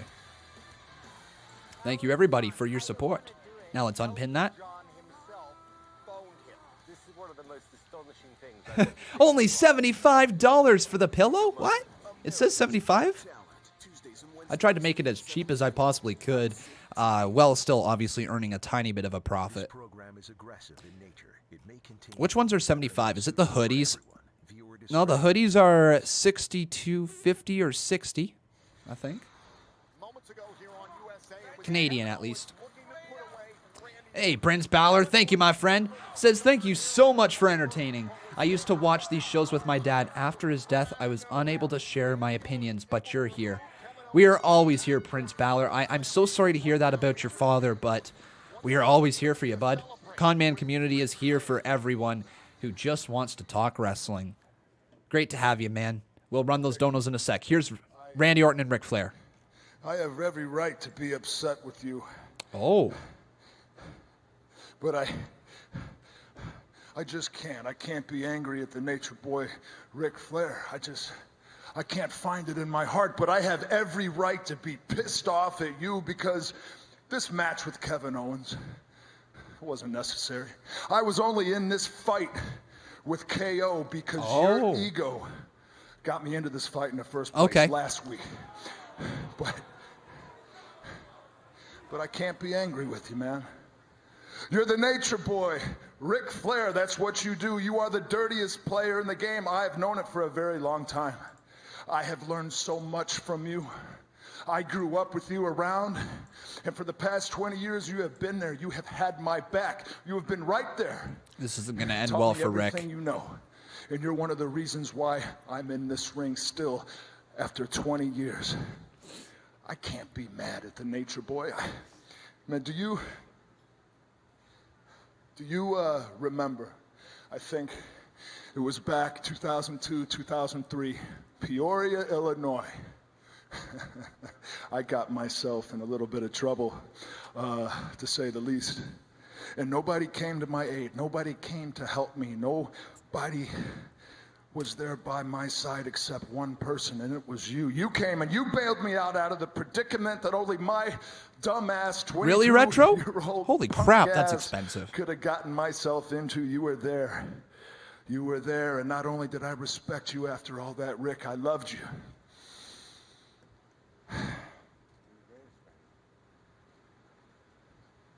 But I don't respect you anymore, Rick. What? I don't love you anymore. What? I don't respect you and I don't love you because you are a liability to me in my career and everything that I'm trying to get done right now.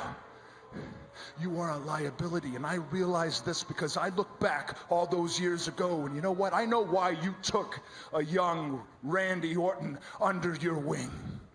I know what you were thinking. You were thinking that I could be the son that you wish you had. Oh, no. No. No, no, no, no, no, no, no. Oh, no.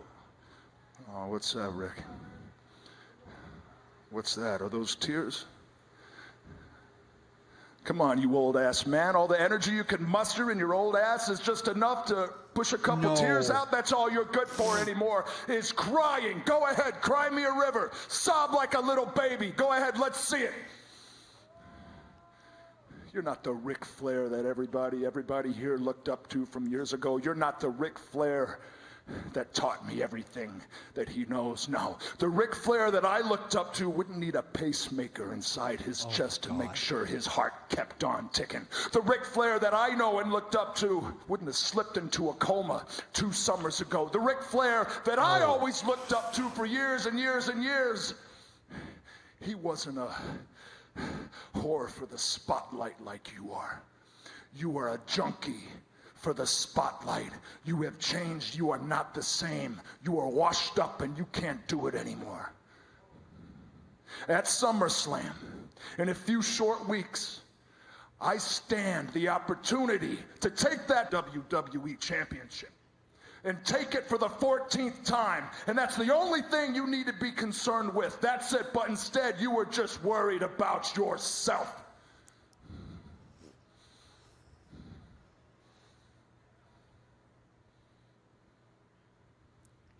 Rick just grabbed the microphone. I'm taking this very personal. And I hear you. But I want to tell you a couple of things about me. Number one, that Ric Flair that you came to see, to be with in 2001, he's not here anymore. You're right. Do I like the spotlight? Yeah. Do I like to call you the greatest because you are? Yeah. Do I want to be part of the spotlight? Yes, who wouldn't? I'm 71 years old. I'm on Raw. Do you know what that means? I got guys like Hogan calling me.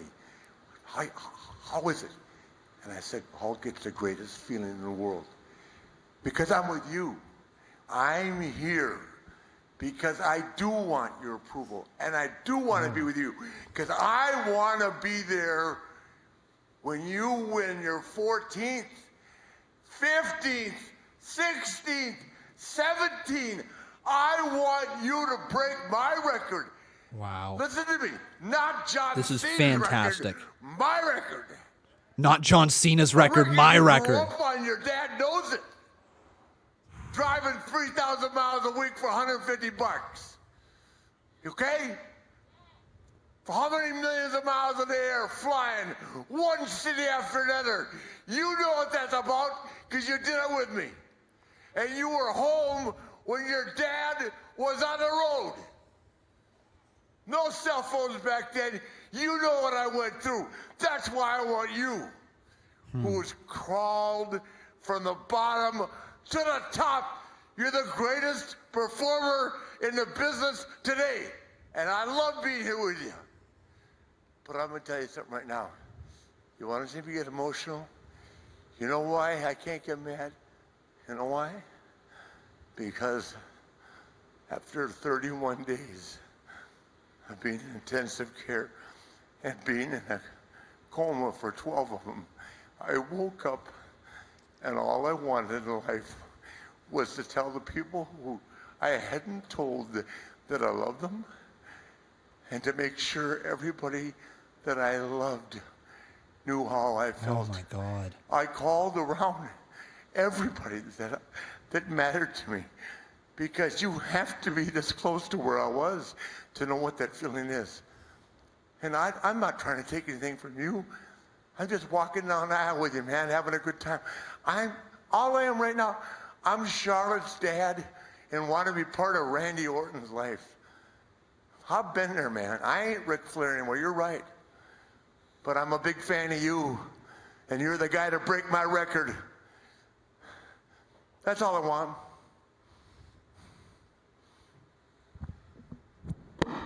Okay. Hugging him out. No. He's about to RKO him.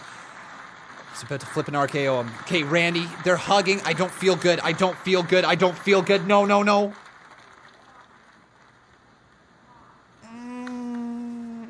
Oh, come on. No.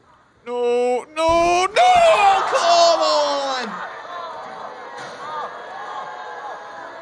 No. Oh, you jackass, you dick. You dick.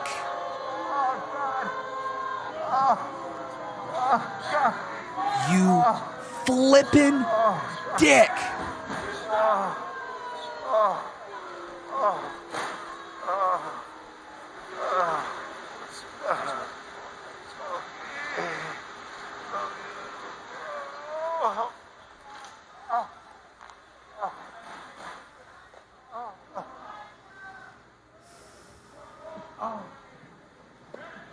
No. No, no, no, no, no, no, no, no. Oh my God, Orton's about to punt him. I don't want to watch this. Ric Flair is 71 years old. He's a legend. Are you kidding? Is he seriously about to punt Ric Flair? He's seriously about to punt the Nature Boy. Come on, somebody. Where's McIntyre? Drew? Wait, lights are out? Lights are back on. Orton. Don't, dude. Don't do it. Don't do it, Orton. Don't do it. Don't. No. No. Stop. No. Punt. Lights are out. Lights are on, and oh my God, Orton just kicked Flair.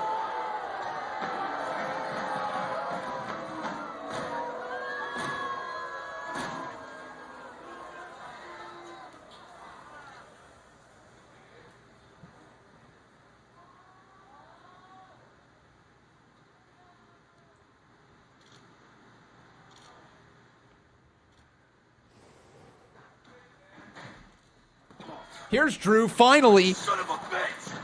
Even red! Even red! Get the pain! There's Drew, finally, but like, oh, come on, dude. You took your sweet time. You evil son of a bitch!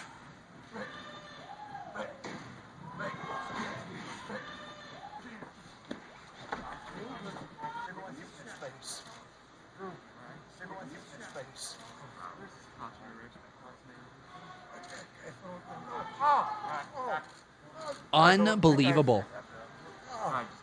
What an ending, everybody. But Orton, he just punted the head of a 71-year-old man, Ric Flair. Squeeze it.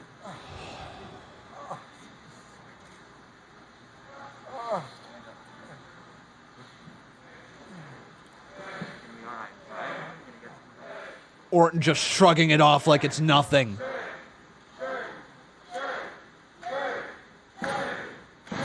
Is the crowd seriously just going, Drew, Drew, Drew, Drew, Drew, Drew? This crowd sucks. I hate the WWE Performance Center crowd, if I'm being honest. That did not need that. That could have been dead silent the entire time. This crowd sucks. But Orton and McIntyre just staring at each other.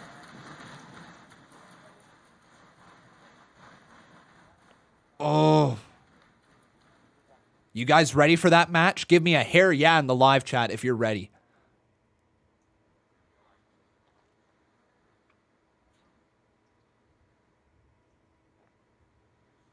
Everything is coming to you, Randy. SummerSlam. I'm gonna hurt you. I'm gonna hurt you bad. Evil son of a bitch.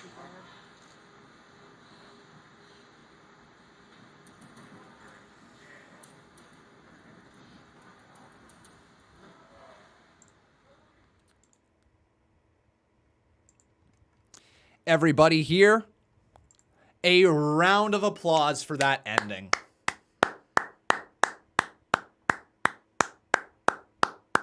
Very good ending, very good start to the show. Middle was okay. That was very, very, very good, everybody.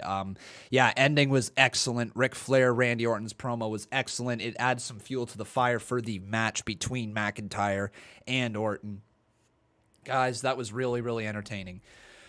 But, unfortunately, that brings us to the end of our stream here today. Holy crap. Yeah, people are going to be mad about no retribution. For me, I'm okay with it now. We saw them a few times on Raw there. You know, some more havoc was being caused, some more chaos was happening.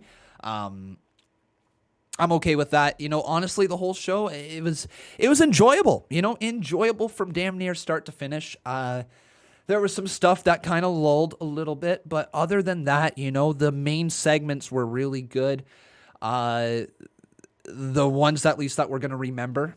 Dominic Mysterio, still the highlight of the flippin' night for me was Dominic Mysterio and the beating that he took. Once again, just to remind you of what Dominic Mysterio put himself through. That right there and this right here. Dominic Mysterio got destroyed for our entertainment, and I hope you guys enjoyed that segment because you don't see those come around that often. Absolutely insane what we saw. But everybody, that's going to be it for us. Thank you so very much for watching. On your way out, make sure you leave a like on this video. Also, making sure you are subscribed to the channel. You can see your name pop up over there. I think that's going to be all for us here today. We'll be back on Wednesday with the Conman universe at 3:30 p.m. Eastern Standard Time, and then NXT and AEW later that same night. Then we're going to be live once again on Friday with SmackDown. But until then, everybody, take care. Have yourself a wonderful rest of your night. I've been Con, and that was Monday Night Raw.